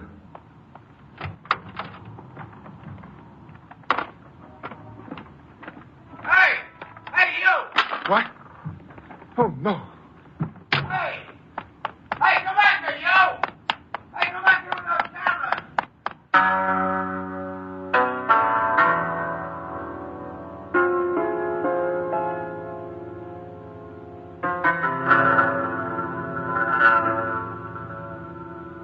You are listening to Confession.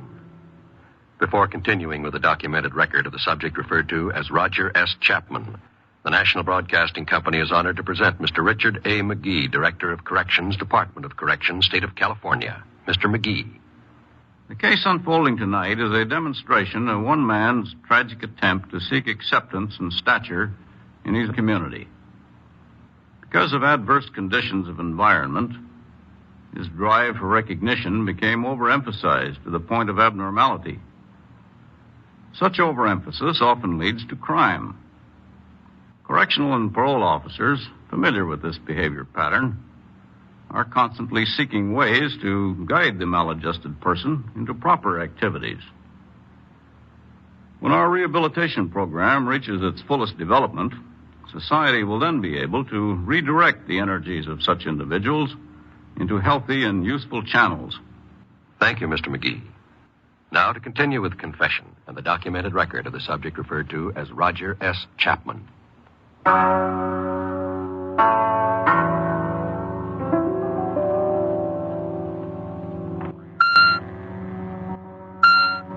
I took both those cameras from that car.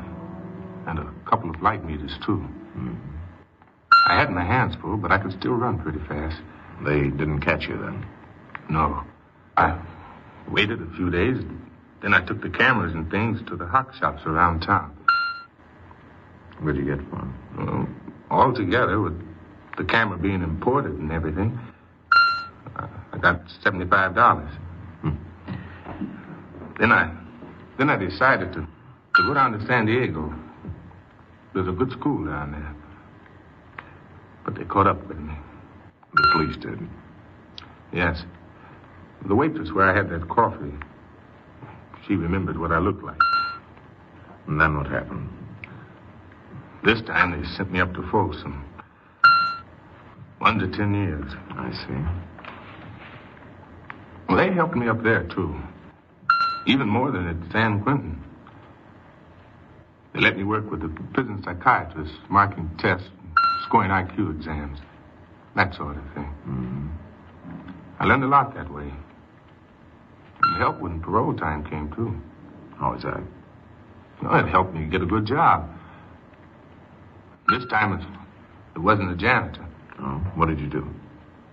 Well, I was a counselor for a church group. The lady in charge, she was pretty young. Maybe a couple of years older than I was. Her name was Miss Wesley. The files are kept in that little room over there, Roger. Very convenient to your office. My office? Of course. Haven't you seen it yet? No, I haven't. Fine thing. Come on. I think you'll like it here, Roger. You won't get rich, but the work is very satisfying. Well, I don't care about getting rich, Miss Wesley. I just want to do work that means something. Here it is, panel door with your name on it and everything.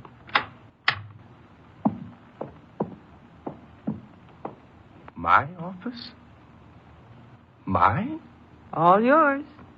It could be larger, I suppose, but... No, it's perfect. I'll like it here all right, Miss Wesley. I'll like it fine. It was fine. For the first time in my life, I was helping people. People asked me for advice. Treated me with respect. They listened to me. They acted as if I was really somebody. I wanted to help them some more. I wanted to do more, to learn more. And that's when you started school? Yes, there's a good school of hypnotism in town. It's not a phony. Nothing like that. It's got a good reputation, and it teaches hypnoanalysis. The course was pretty expensive. It took most of my salary, but I learned a lot.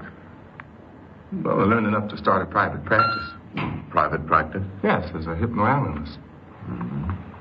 I did that while I kept my job as a church counselor. I didn't tell that to the parole officer. We talked on the phone every week or so, but I didn't tell him. They're very pleased with your work at the church, Roger. Well, I'm sure glad, Mr. Swanson. Are you still dreaming of going into business for yourself? What? You mentioned it a long time ago. Oh, that. Well, if I could, I'd do it. But if I can't, Well, as long as you're happy at the church, stay put for a while. The more you learn there, the more you can help yourself. Okay, Mr. Swanson. And Roger, Yes, sir? things are going your way now, son. Don't take any chances. I couldn't help feeling he knew something about my private practice. I felt as if he were trying to warn me. Well, why didn't you just tell him about it? I almost did. But I knew he'd tell me I couldn't practice without a license. I couldn't qualify for a license. I didn't want to lose all of this. Not now. Not the way things were going. You say you didn't want to lose all this. Were things that good? Oh, I wasn't making much money. Not much to speak of. The school took most of it. I needed special books and some equipment, too. But the church was still paying me, and I got along. Funny how you can get along when people want you around. I had 15 clients. Patients. I did a good job treating them. Even Mr. Swanson admitted that. Then Mr. Swanson knew. Yeah, he dropped in on me at my office one day by surprise. Sorry to interrupt your work like this, Roger, but I'm afraid it won't matter now. Won't matter? What do you mean? Roger, you know better. This hypnoanalyst business. You're practicing without a license. Well, I don't qualify for one. I thought... Exactly. You're operating outside the law. You can't afford to do that. You have too much to lose. But I'm not doing anything that isn't legitimate. I'm doing a good job here. Look at these files. Here, these charts, case histories, these letters from patients. Look at these letters. Look, I've helped these people. I'm doing a good job, Mr. Swanson. Here, look. Please look, Mr. Swanson. Look at these. I know, Roger. I know. The parole board checked into it. They know you're doing a good job, better than a lot of men in the field. Then... But you've been convicted of a felony. The law states that you've lost your civil rights. That includes the right to qualify for a license. Is that what laws are for? To keep people from making a decent living? Is that what they're for? Roger. I do something worthwhile for once in my life. I help people. I do a good job, and I'm against the law. Roger, listen to me. You help other people, but you aren't helping yourself. You've got to learn to help yourself. What for? What's the use? For your own sake, and the sake of those others. Now sit down and listen to me. Sit down.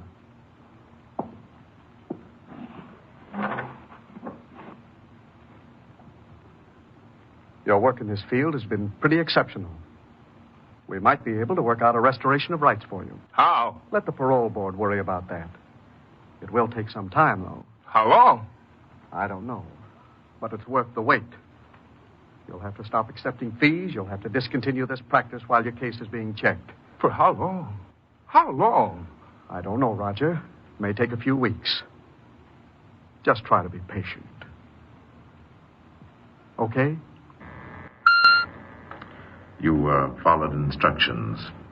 I waited. It was pretty tough, but I knew it was worth it. I didn't have any money, though. The money from the church work went to pay my debts, the office debts. I slept on the couch in the office to save room rent. Just barely got by. Then my father showed up. Your father? Yes. The first time in, almost 10 years. He was different from the way I remembered. He looked beaten. The proud look wasn't there anymore. At first I thought he resented me for having a nice office with a name on the door and all. But I might have been wrong. I never could quite understand my father. This is good, son. It's good. I'm proud to see you making a name for yourself. Well, it took quite a while, Pa. And worth every minute of it, too, eh, boy? I admit this surprised me, Roger, but you make me very happy, son. You mean that? A wise son maketh a glad father. The book says that, you know. And it takes wisdom to be somebody these days. Thanks, Pa. Yeah, I've heard all about it. You're making good. You're doing good work. Work that reaps rewards in heaven. Blessed is he that considers the poor, as the scripture says. You think you could help your poor father? I sure can. I need a little help, son. Oh? Is something wrong? Well, things haven't been so good, Roger. Since your first trouble, things have gone from bad to worse for me. Will you help me, boy? Well, sure, if I can. I could pay it back by Monday at the latest. Oh. Well, I don't have much money. $300? I haven't got it. Not that much. I'll get it back to you by Monday. But, Pa, I haven't got it. You can get it, can't you? Well, wouldn't someone trust you for $300? Trust me? Well, sure, but... Well, Son, believe me, I'm desperate. Is it a sin for a son to help his own father? No, Pa. But Well, if I could be sure you'll have it back to me no later than Monday... Are you doubting your own father, Roger? Well, are you? I was crazy, maybe. But I felt big being able to help you. Bigger than I'd ever felt before in my whole life. What did you do? I wrote a check for $300 and signed my pastor's name to it. I knew it was wrong, but I couldn't turn my father down. I went with him to cash the check, just to be sure he got the money. I just knew he'd have the money back on Monday because he said so. He promised me faithfully. I even expected him sooner. But Saturday and Sunday came, didn't show up. I waited all day Monday and Tuesday. On Wednesday, Miss Wesley called me into her office. Come in, Roger. Shut the door.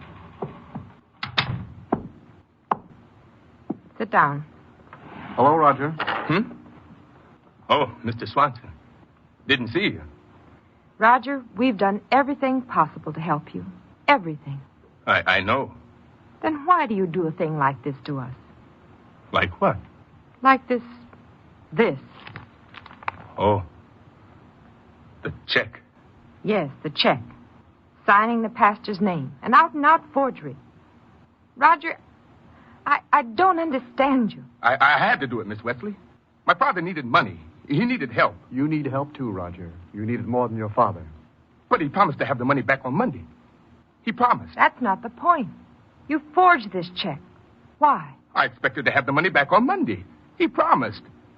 If you'll ask him, he'll explain. I know he'll explain. Your father's gone, Roger. Gone? Gone. He skipped town. Gone? Well, he could explain all about this.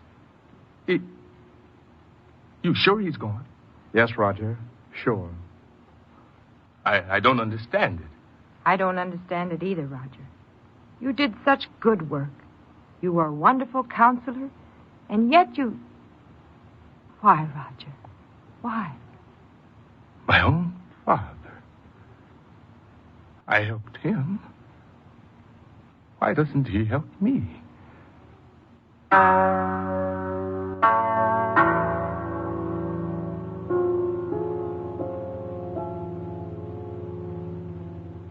You have just heard an actual confession. This case history of the subject referred to as Roger S. Chapman is a matter of documented record. To protect the legal rights of the subject, names and places were changed or deleted. Technical advice for confession comes from the Office of the Director of Corrections, Department of Corrections, State of California. In a moment, you will again hear Roger S. Chapman. Subject, Roger S. Chapman, found guilty, forgery. Sentence, 1 to 14 years.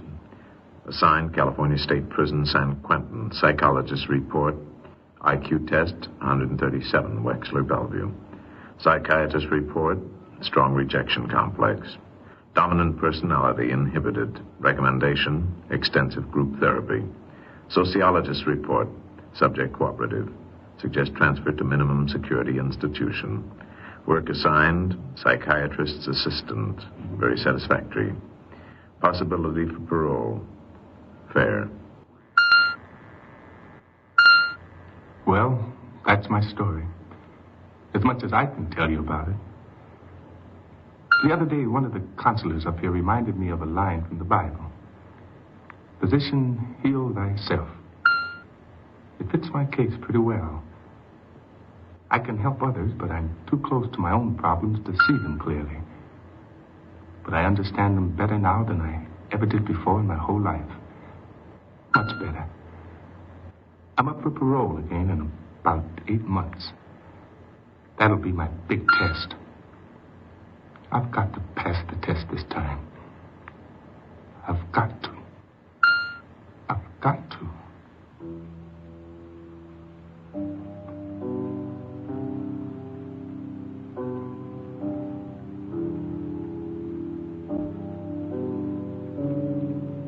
This has been Confession, transcribed statements of actual crimes.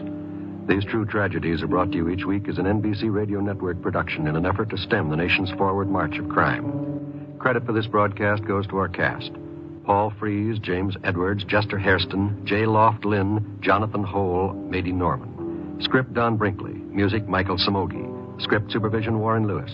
Direction Homer Canfield. John Wall speaking. Confession, a Canfield Lewis creation, came to you from California.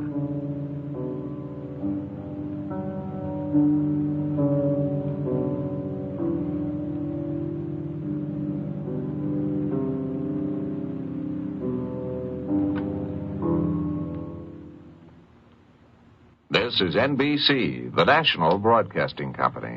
Those beepers were most annoying, but back in the 50s they were a requirement if you did telephone recording. Of course, these were not real telephone recordings, but I'm not going to say anything. 72 years ago, September 13th, 1953, Confession, Classic Radio Theater with Wyatt Cox. Visit our webpage at classicradio.stream to support the program. Up next, Ernest Chappell.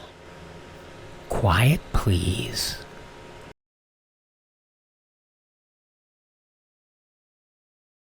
Our religious institutions are strongholds of the American way of life. Our country was founded by men who had faith in God and who were willing to endure hardship and sacrifice for the sake of that faith. Today, the religious institutions in your community need your interest and support, so take an active part in religious affairs. Your pastor, rabbi, or priest will give you invaluable family counsel and aid if you are a newcomer to the community. To face the problems of the future, America must be morally strong. And that moral strength comes through worship and faith. Go to church this week and take someone with you. We continue now on Classic Radio Theater with Wyatt Cox with an episode of Quiet Please starring Ernest Chappell. This goes back 77 years to September 13th, 1948, the Symphony in D minor. Quiet, please. Quiet, please.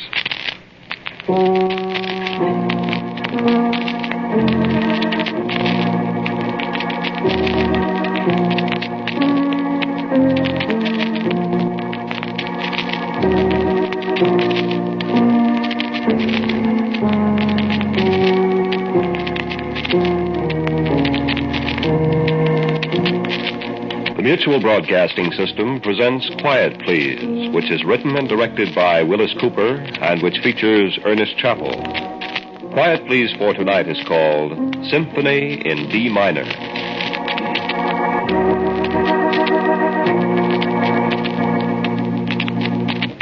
Personally, I believe in the law of the jungle. I believe that the fight goes to the strong, to the one that's smarter, to the one that ought to win. I've made my way in life that way. You can't tell me anything different. I never got past high school myself. I had too much to do to waste time going to college.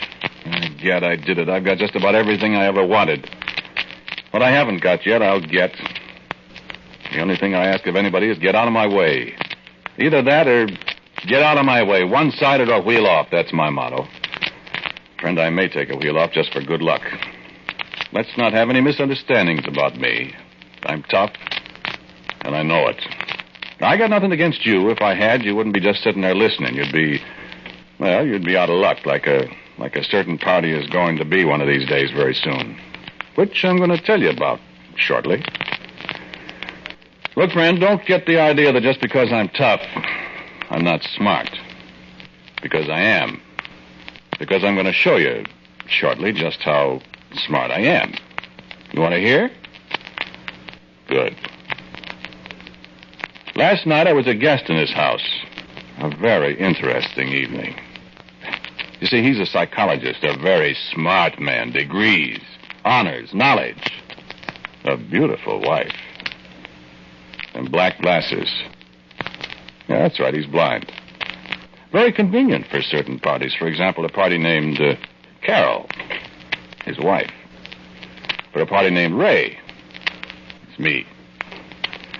See what I mean, friend? You don't? Yeah, you will shortly. He was sitting on a blue Davenport. Oh, I didn't tell you his name, Johannes. I'll just call him Johannes so you'll not get too much of a line on him. I wouldn't want anybody to slip him any information he shouldn't have, you know. Well, he was sitting on the blue Davenport. Carol was upstairs finishing a radio script. Yeah, she's very smart. But she'll have to stop that after she marries me. I don't want any wife of mine working. So anyway, Johannes and I were sitting there, batting the breeze, as you'd say in the quartermaster corps. I was bored, but Johannes wasn't. He just keeps right on talking. Different whether you believe it or not, Ray. It's a scientific fact. And I have occasion to use it a great deal. It's bunk. Like all the rest of this psychology racket. I'm not going to try to convince you. Oh, you can't convince me. I could, though. Look, Johannes, I don't believe in it. And even if I did, I know you can't hypnotize a person against his will. You think so? I know so. You want to try a little experiment? No. Well, there's no point in it. You're sure a man can't be hypnotized if he doesn't want to be? Sure. Well, I won't argue with you. Look, hand me that push button on the extension cord there by the desk. This? By the desk. This is the only thing. Is that it? Here. Thank you. What's it for? It's a gadget I have. Listen. What's that? Make you sleepy? Oh, it hurts my ears. Might make you sleepy. Has a very interesting sound. Listen to it carefully, Ray. See if it doesn't give you a kind of heavy, drowsy feeling. Make you want to just lie back and shut your eyes and think about sleeping. It's a lot of bunk. So many people find it's an ideal way to go to sleep. It's better than sleeping pills. It's better than a soft feather bed. Just relaxes your mind so you can't think of anything but just going to sleep. I wish you'd turn it off. I can go to sleep in 30 seconds with it if I want to. You could, too. You could sleep right away if you wanted to. If you'd relax. That's it. You're getting sleepy already, aren't you? I am not. Nothing like sleep. Nothing like relaxing back in that nice, soft, easy chair and letting your head fall back and taking deep breaths. Deep breaths the way you do when you're asleep. Take 5 deep breaths, Ray. See what happens. That's a lot of nonsense. No, it's good sense, Ray. Try sleeping. Make you feel better. Shut your eyes and listen to that sound. Relax. Breathe deeply. Take it easy. And sleep. And sleep. And sleep. And sleep. And I was so bored I just dropped off to sleep a minute while he was mumbling away. I wasn't asleep a minute, but you know how it is. You get bored listening to somebody yada-da-yada-da, and, yeah, you know. I woke up when Carol opened the door and came in. I got right up out of my chair. She startled me, I guess. I never was so glad to see anybody. I was bored with Johannes. And the funniest thing happened. Johannes whistled, and I walked right over to Carol without thinking what I was doing, and I kissed her. Now, why the devil did I do that? I said, kind of stupid, because I was scared right in front of him. And Johannes nearly had a fit laughing. Said you couldn't be hypnotized, Ray. What are you talking about? You were out like a light, my friend. I was not. And I gave you a post-hypnotic suggestion that when I whistled, you were to kiss Carol. Are you kidding, Johannes? Of course I'm not kidding. You're the most natural hypnotic subject I've ever run across. Why, you can be hypnotized at the drop of a hat without even knowing it.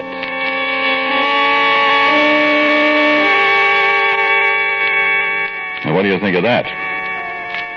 Well, I'll tell you what I think. I think this character, Johannes, is smarter than I thought he was. Not smarter than I am, certainly, but smart. Even though he doesn't suspect anything, and even though he can't see, I have got to be careful. Haven't I, Carol? I'll see you tonight about 7:45, huh? It sure is too bad your husband can't go to the theater with us, isn't it?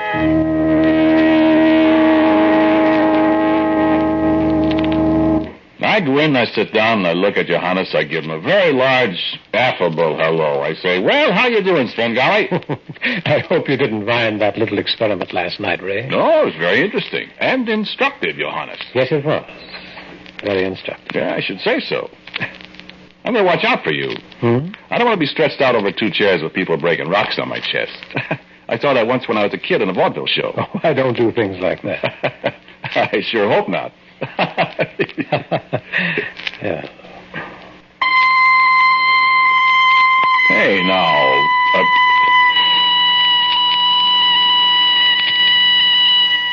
You asleep, Ray? Yes. I'm asleep. You went to sleep very easily this time, didn't you? Yes. You told me last night to go to sleep whenever I heard that sound. You didn't like the sound. No, I didn't. But I do now. It puts me to sleep. You know you're to do anything I tell you to do. Oh, yeah, sure. If I told you to bark like a dog, or sing for me,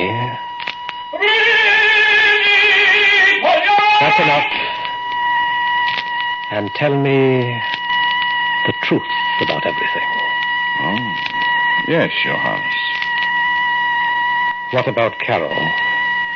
I'm going to take her away from you, Johannes. That's what you said last night. Oh, yes, I remember. Do you love her, Ray? Not especially. But she's pretty, and I'd rather have her than to have you have her. She's my wife, Ray. I know it. Why, Ray, don't you think it's rather reprehensible to steal a man's wife? Especially a blind man who doesn't know what's going on? Oh, no, I don't think so. Well, it is. I guess it is if you say so, Johannes. Does Carol love you, Ray? She says she does. I used to love her myself. Quite a great deal, as a matter of fact, Ray. That's too bad. But after what you told me last night and now, I realize that she's been playing me for a sucker. Hasn't she? She sure has. You think I should love her now? No. Well, I don't. Good. Ray, what would you do if your wife ran away with another man? I haven't got a wife, Johannes. Yet. But if you did have one who played you for a sucker the way Carol's played me, would you kill her? Of course I'd kill her. All right. Ray, you kill Carol. All right. When? Well, now, we don't want to get me mixed up in this little act of simple justice, do we, Ray? Oh, no, of course not. Well, then, we'll have to do it some time and some place when I'm not around. All right, Johannes. You say when and where. How about your place? All right. As a matter of fact, you and Carol weren't really going to the theater tonight, were you? Oh, no, we're going out to a nightclub where we can be alone for a while. I see. Well, couldn't you stop by your place tonight? All right. Stop by my place tonight. Now, let's see. You're a music lover, aren't you, Ray? Oh, yes. And you have a phonograph. And lots of records. Help me to the piano. All right. There. Feel it? Yes, yes.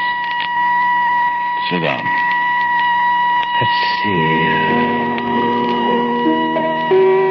You you know this.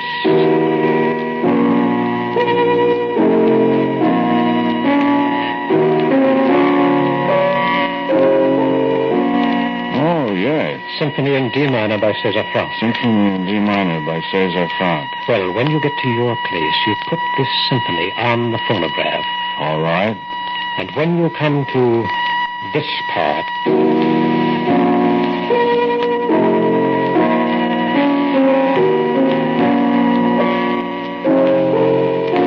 When I come to that part... You go and strangle Carol. I go and strangle Carol. Murder her. Murder Carol. That's right. When you hear this.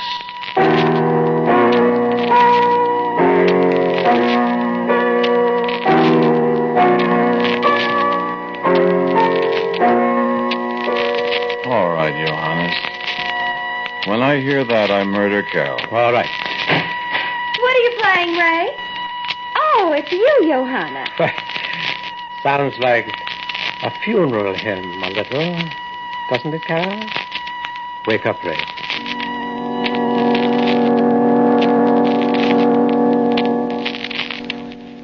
This is better than going to the theater someplace. Isn't it, dear? But I don't like being here, Ray. It's all right. Don't you like listening to music? I like listening to music, all right, darling, but do you realize there isn't any music? What? The machine stopped, sweetheart. Well, I'll start it again. Kiss me first. You turn on some more lights first. Isn't it bright enough in here? Creepy, Ray. I keep feeling as if something's going to happen. Oh, don't be silly. What could happen? Nothing, sweetheart. I just feel that way. All right. That better? Much better. Now you can kiss me. Thanks. Oh, your lips are cold. I tell you, I feel scary. Stop. Let's listen to the music. I love Cesar Franck. And me? And me. Okay.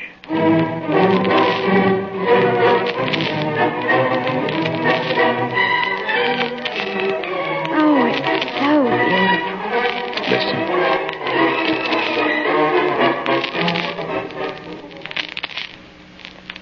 Never mind who this is. Just go to apartment 1603A at the address I gave you, and you'll find a woman murdered and the murderer there with her. That's right. Never mind, I know. Go at once, officer. You don't want to keep them waiting.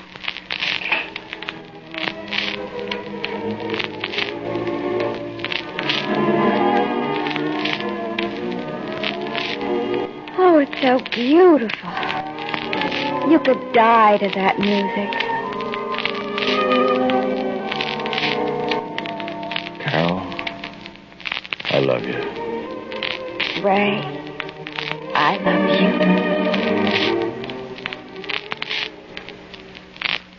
Car 32, apartment 1603A, 444 Stewart Street. Investigate. Car 32, apartment 1603A, 444 Stewart Street. Investigate. That is all.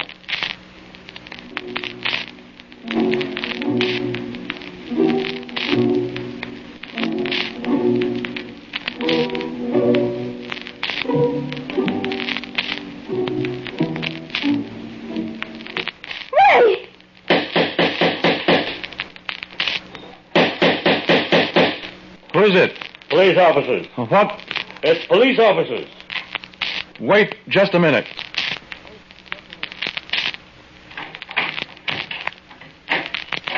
What do you... We had a call to investigate. What do you got all the lights off for? Huh?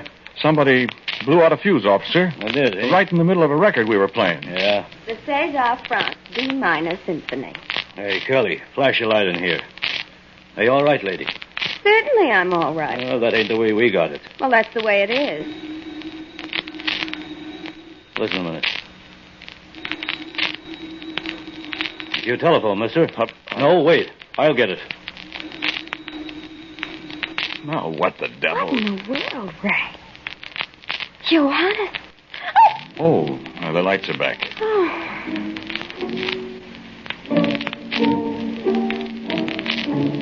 I'd better turn that off. Wait a minute, Carol. Somebody's playing a joke on you, mister. I hope. Who was it? Somebody wanted to know if the lady was dead. I said she certainly ain't. I says they was playing a Frank D. Minor's Sympathy and the fuse blew out. And then he hung up. Johannes. You want me to go lock him up? You know him? No. Carol. I remember. Quick, turn off the record. Oh, what's the matter? Turn it off. Hey, now, what are you going to do over there? What are you busting the records for, Mac? Why, excuse me, officer. I just remembered something. Something a man didn't have time to tell me to forget.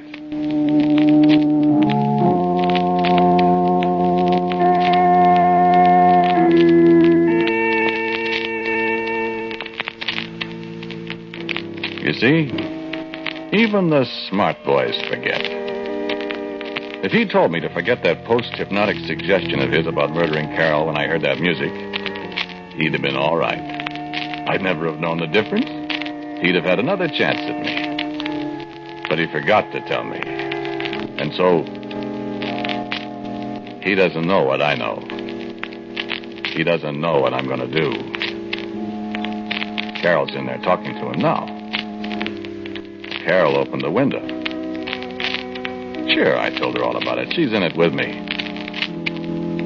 She opened the window. A poor blind guy, a blind would-be murderer. Nobody will wonder much if a poor blind guy made a mistake and fell out a window. It's a long drop. Everybody will be so sorry. His poor wife. And me. And him, I bet. That's what you get for being too smart for your size, huh? Give a quarter to hear the line of talk that's going on in there now. Carol is sweet as pie. Johannes thinking fast while she sets it all up. You'd never suspect a thing. Oh, man, we're in. Give a quarter to know what they're saying in there. Must be good. That must be rich.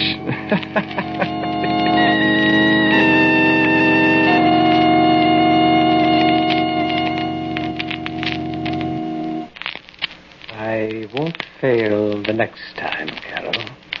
Oh, no, Johannes. He didn't kill you, so you have to kill him. Whatever you say, Johannes, I'll kill him.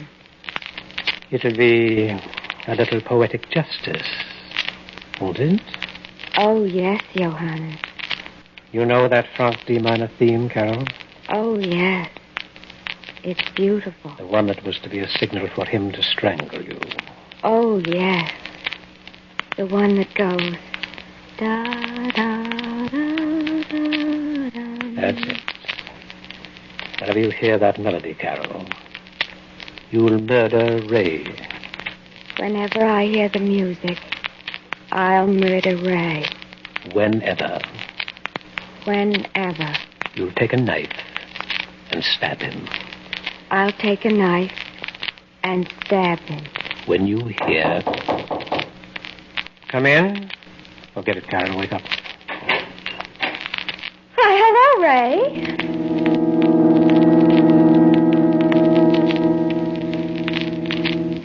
All over.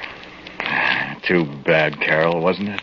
It's a shame. Well, he never knew what hit him. And we're both out of it nicely, darling. Ain't it wonderful? Oh, I just shudder to think what would have happened if that fuse hadn't blown out, darling. And if I hadn't remembered. Well, I'll never have to worry about that music again. It's so pretty. I hate to think what might... Ray. Huh? I'm still afraid of it. Oh, don't be silly. I am. Oh, stop it. I never want to hear it again. Well, you're going to hear it. Ray, please. Well, now, listen, baby, we might as well get this straight now. Ray, please. Listen, darling.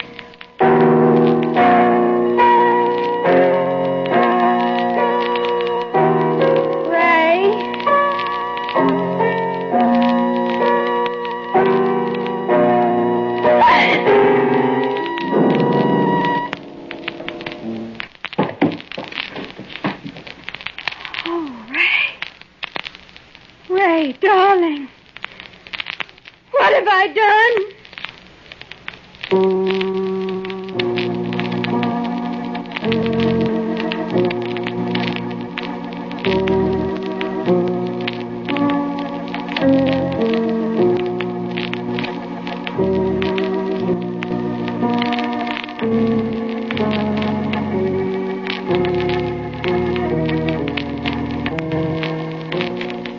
The title of tonight's Quiet Please story was Symphony in D minor. It was written and directed by Willis Cooper, and the man who spoke to you was Ernest Chappell. And Charita Bauer played Carol.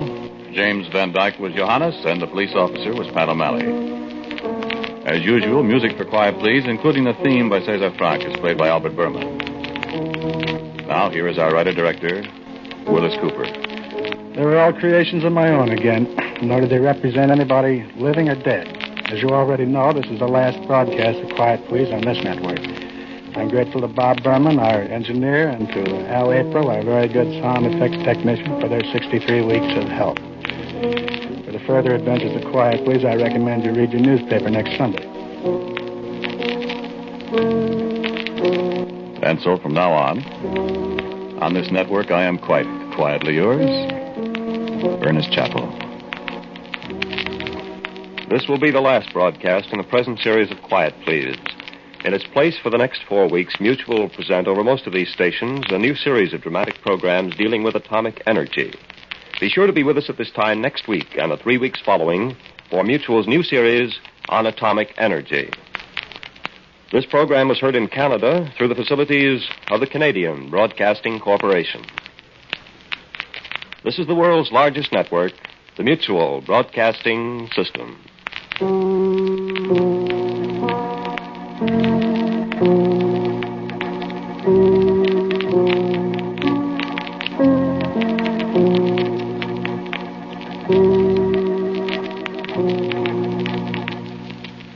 And just with that, Quiet Please would move over to ABC.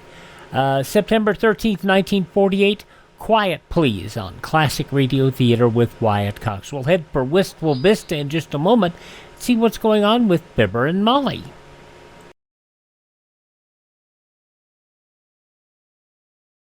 Everyone who works for a living knows that illness or injury may keep them from earning a living. Today, more than 9 out of 10 American workers are covered by Social Security, and each one should know that if he becomes severely disabled, he and his family may be eligible for monthly Social Security disability payments. More than 1 million people are now receiving benefits each month under this program. For more information about Social Security disability benefits, write to Social Security, Department 15, Hollywood 28, California, and ask for a free copy of Booklet 29 called If You Become Disabled.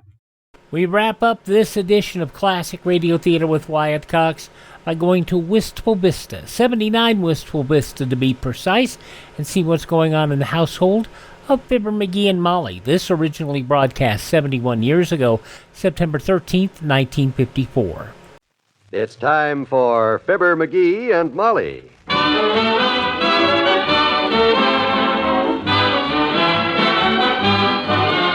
Sundays through Thursdays, NBC brings you Fibber McGee and Molly transcribed.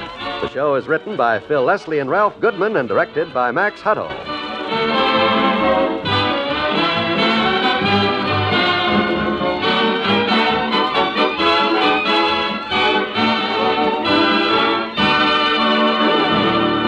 We'll join Fibber and Molly in just a moment. Everybody thinks about retirement. The golden years when we can relax, enjoy life, and do all those things we never had time for. I say everybody thinks about it, but how many people actually do something to provide for old age? Are you putting aside enough to look forward to years of comfort? You know, it's easy to save these days when you buy United States savings bonds through the payroll savings plan. It's regular automatic saving. You simply notify your employer you want him to invest a few dollars for you out of each paycheck. You won't miss the money. And when you get your bonds, you'll see what a wise investment you've made. At maturity, they'll pay you $4 for every 3 you've put in, and even more if you hold them longer. And every dollar you invest in savings bonds serves a double purpose. It's an investment in freedom, helping to make your country stronger. Ensure a happy retirement by joining the payroll savings plan now. You'll feel more secure tomorrow if you invest in United States savings bonds today.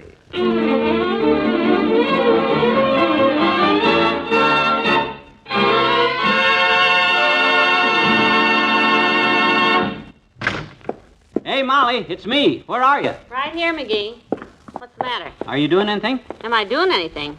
I've got a scarf on my head, a mop in one hand, a bucket of soapy water in the other, and a flock of soiled laundry under my arm, and he asked me if I'm doing anything. No, just resting. Oh, here. Let me take that stuff. What are you doing? Now, you sit down. Come on now, sit down. Oh, my goodness, this is very thoughtful of you, but really, I have to... I heard a joke down at the Elks Club that I just got to tell you. You can go back to your work in a minute. This is going to kill you, kid. It's the funniest joke I ever heard. Well, by all means, tell it. A funny joke might be very appropriate right now. I can use a laugh. Well, this guy walks into a bar, see, and he sits down on a stool, and... This is the funniest story Well, come on, tell it. I've got work to do. Well, it's so funny. I'm telling you, when I heard this story, I fell right off the edge of the pool table. This guy Well, come on. How does it go? This guy Grocery boy! In here, Mr. Oldtimer. Hi, daughter. Hi there, Johnny.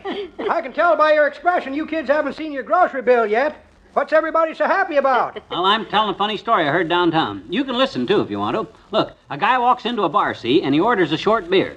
Well, he looks around, and there sitting next to him is the strangest-looking animal you ever saw. It's almost 15 feet tall. Well, I'll be dad blamed. Don't tell me it's him. He's back after all these years? Well, I'll be dad blamed. Where was this bar, Johnny? What are you talking about? That strange-looking animal. Must be the same one me and Papa found that Mama insisted we get rid of it after it ate us out of house and home. What strange animal is that, Mr. Oldtimer? You never... Didn't I? It's a long story, kids, but I'll try to make it as short as I can. Oh, now, wait a minute. I'm trying to tell a funny joke here. Well, you can tell it later, McGee. He's got me so curious now, if I don't hear about that strange animal he found, I won't be able to sleep tonight. All right, go ahead, but keep it short, will you, on account of... Well, sir, it all started a long time ago when Papa and Mama were traveling west in a covered wagon headed for California, and all us kids were just kids. It was 1889 B.C., as a matter of fact. B.C.? Before CinemaScope. Oh. Well, get on with it. Well, sir, we were camped for the night at the edge of Lake Hillahuckamicka-Hicka-Hicka-Hoopa. That's Iroquois for what the heck was in that drink. Come on, cut it out. Stick to the facts. Well, sir, Papa and I went out to look for some firewood, and there, hiding under a stump, we found the strangest little animal you ever saw. Just a ball of fur with two beady eyes, a curly tail, and webbed feet. Goodness, what was it? No one knew. And since it was such a rare animal, we kids called it a rarey. Isn't that cute? Go on. Well, this rarey must have had some kind of growing disease. He was a real friendly little critter, but every morning when we took a look at it, it was 3 times as big and 6 times as hungry. Heavenly days. To make a long story short, by the end of the week, it was eating 3 steaks, a bale of hay, 2 gallons of milk, and it was 10 foot tall. We had to take the top off the covered wagon, because the only way he could ride was standing up. That must have been quite a problem. Well, it had its advantages, too. Ours was probably the only covered wagon in history that wasn't bothered by Indians. I should imagine. Well, get this story over with. What finally happened to this unusual pet of yours? Well, sir, that little rarey kept growing and growing and eating and eating. And by the time we got to California, Mama said she'd had enough. We kids just couldn't keep him anymore. So we all had a big farewell party, and Mama and Papa rode the gigantic web-footed rarey out to the middle of the Pacific Ocean near some islands where there was plenty to eat and the fishing was good, and they tipped over the boat. Oh? They got back 3 days later, and we haven't seen the rarey since.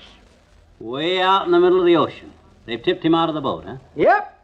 That's why I said it before, and I'll say it again. What's that? It's a long, long way to tip a rarey. Oh!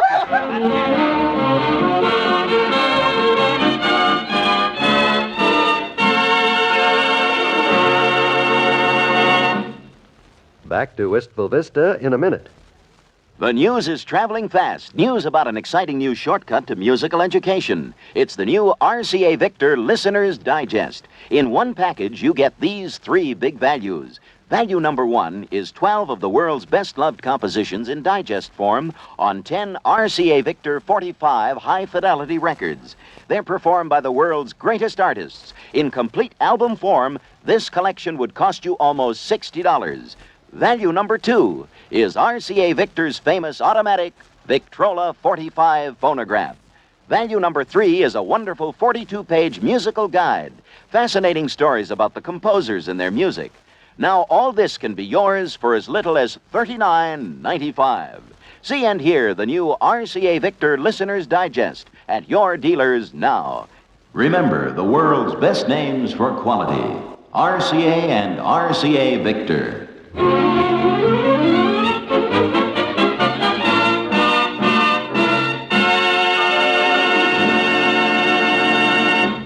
Well, I said I was sorry, Johnny. Go ahead now. Tell your joke. I got to get on with my grocery route. And I've got housework to do, so come on. How does it go? No kidding, this'll murder you. I've heard a lot of funny stories, but this kills me. Hold it. Here's some more audience for you. Come in. Oh, Wally Wimple. Well, come in, Wimp. Come on in, boy. Hello, Mr. Wimple. Hello, folks. Come in, sit down. McGee's going to tell us a joke. Yeah, this is the funniest gag you ever heard, Wimp. Oh, I love jokes. I haven't heard a good joke in ages. Oh, this'll slay you. You see, this guy walks into a... Not since that one about the 2 cats. Yeah. Well, anyway, this guy walks into a bar, you see, and he orders a short beer, and when he looks around, they're sitting next to him. That's not the joke, Wimp. I haven't told it yet. I just started. I know. I was just thinking about the story about the 2 cats. Excuse me. Tell it. Hmm? Go on, tell it. Tell the story about the 2 cats. I'll wait. Oh, you're sure you don't mind? Because you had the floor. No, go ahead. But make it fast, because this is the funniest thing. This is the funniest joke you... I mean, when the guy walks in, you see, he walks into the... Go on, tell yours. Let's hear it, Mr. Wimple, about the 2 cats. Well, there were 2 cats sitting in the park, and they were watching a man play tennis. They watched for about 15 minutes, and then one cat turned to the other and said, "My old man's in that racket." Ah, that's a good one. Yeah, that's very funny. Fred Nittany, the guy that I and him had a vaudeville act together from Starved Rock, Illinois together, used to kill him with that joke in 1916. Oh, yes, Fred Nittany. Yeah. Was that No-Nose Nittany, the man who invented the exploding cigar? Yep. Now, you tell yours, Johnny. I'm dying to hear it. Yeah, go ahead, dearie. We won't interrupt again.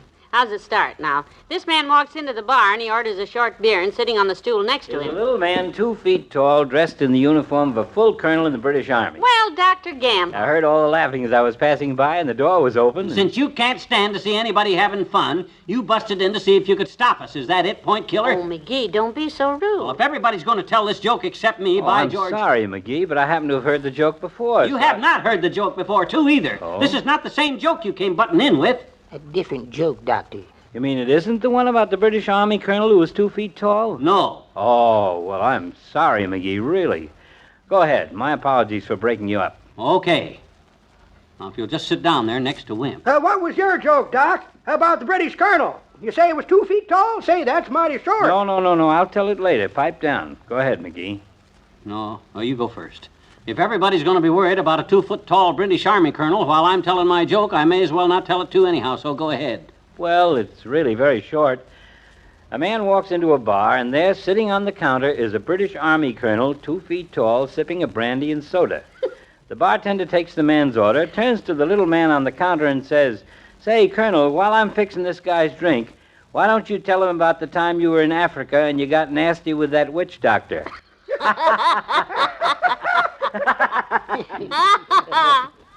Yeah. Now, everybody ready for the joke?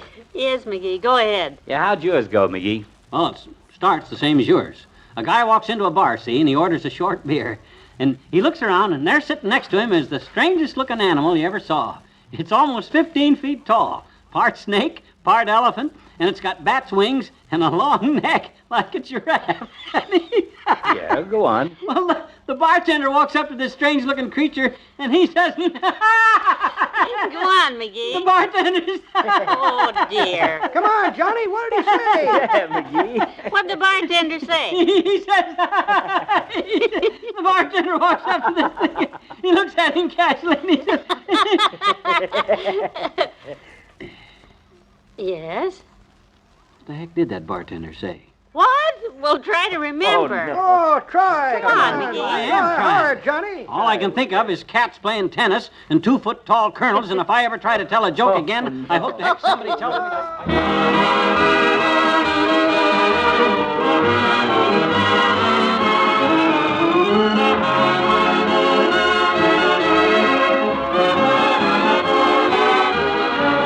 Fibber and Molly will be right back. Let's leave Wistful Vista for a moment and talk about tomorrow night. This is John Wald, and I've got two important reminders for you. The first is that Dragnet, the exciting story of your police force in action, will be heard 1/2 hour earlier beginning tomorrow. It's still the same exciting program, 1/2 hour earlier. The other reminder is about Lux Radio Theater. It's radio's greatest dramatic show, and it returns to the air tomorrow night here on NBC. The entertainment combination offered by Lux Radio Theater is unsurpassed. 1-hour adaptations of the finest motion pictures ever produced with your favorite Hollywood stars. The first Lux Radio Theater presentation tomorrow is the inspiring story Wuthering Heights, starring Merle Oberon. It's the best in dramatic entertainment. So remember, tomorrow night you'll hear Dragnet 1/2 hour earlier, and you'll hear the premiere of Lux Radio Theater. And you'll hear it, of course, on NBC Radio.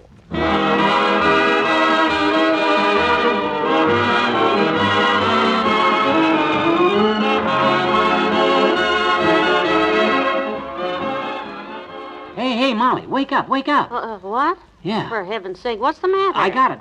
The ending to that joke. What the bartender said, I got it.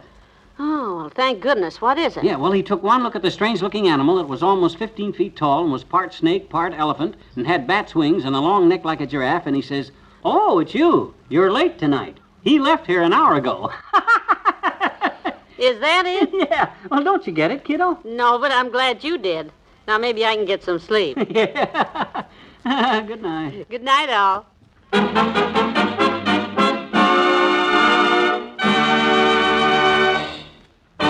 Fibber, McGee, and Molly is an NBC Radio Network production, transcribed, with Bill Thompson as the old-timer and Wallace Wimple, and Arthur Q. Bryan as Dr. Gamble. This is John Wald, inviting you to be with us again tomorrow night to hear Mr. McGee straighten out Mrs. McGee on Robert's Rules of Order. Good night.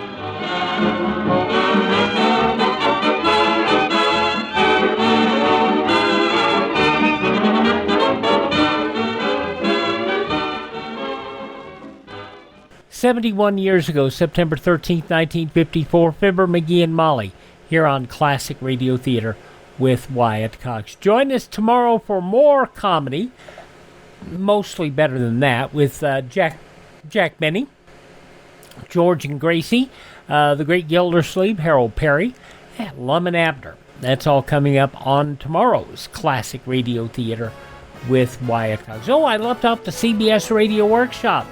Pride of Carrots or Venus Well Served. That's also tomorrow. Thanks for being with us here on Classic Radio Theater. See you tomorrow. I'm Wyatt Cox.